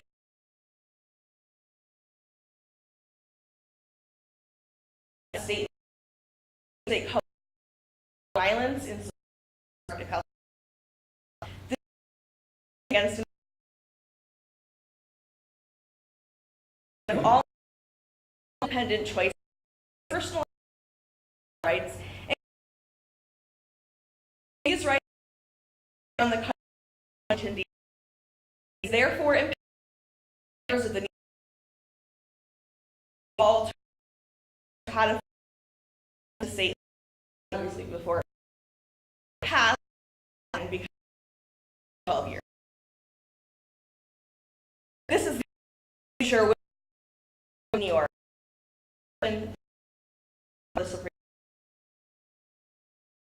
decision act on protecting issues rise improve how it relates to offenders. It also removes the regulation of abortion and places it in the code circumstantial and choose these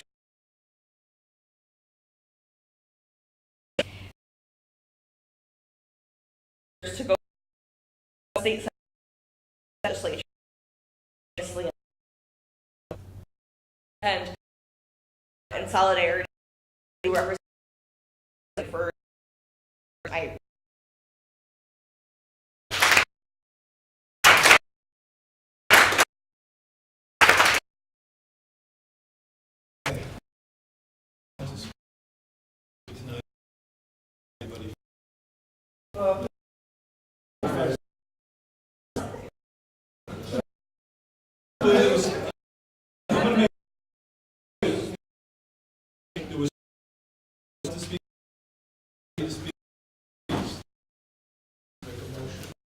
To do so.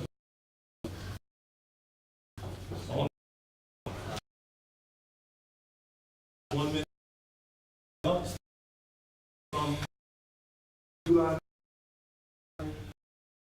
Love 28 water and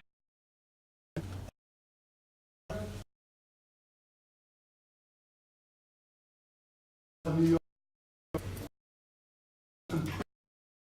woman. So this is all take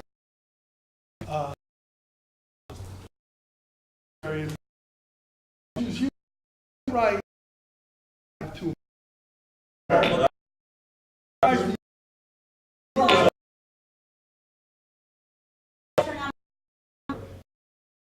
Overall comment, the last speak.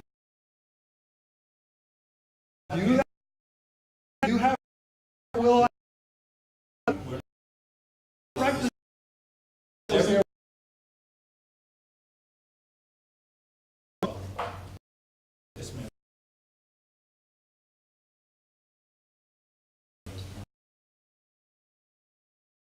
we're staying actually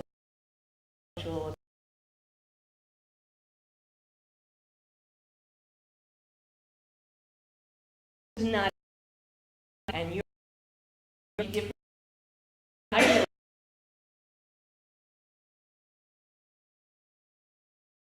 thank God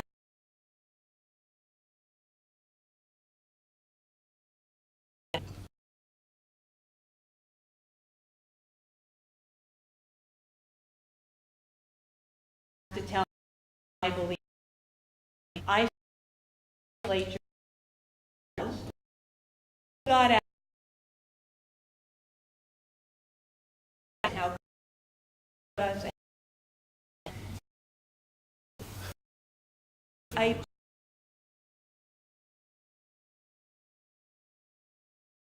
it out legislature my law is my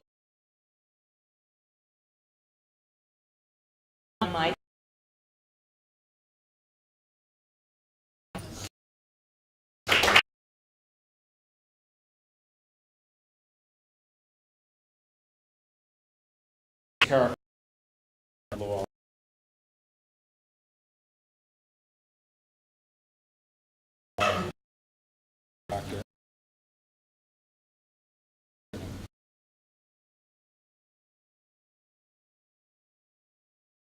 In West, glad to have a relation.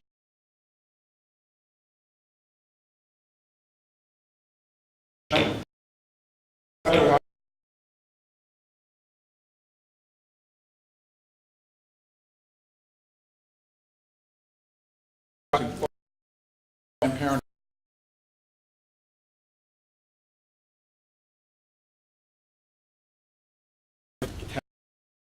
Kelly's sued and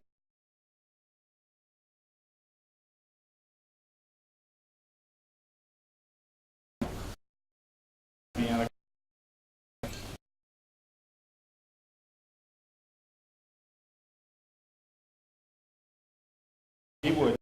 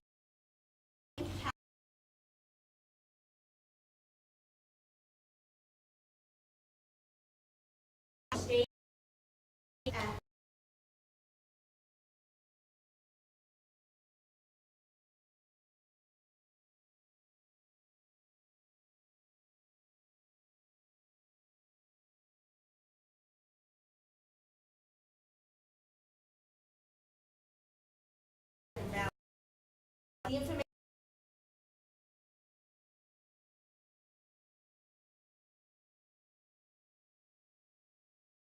information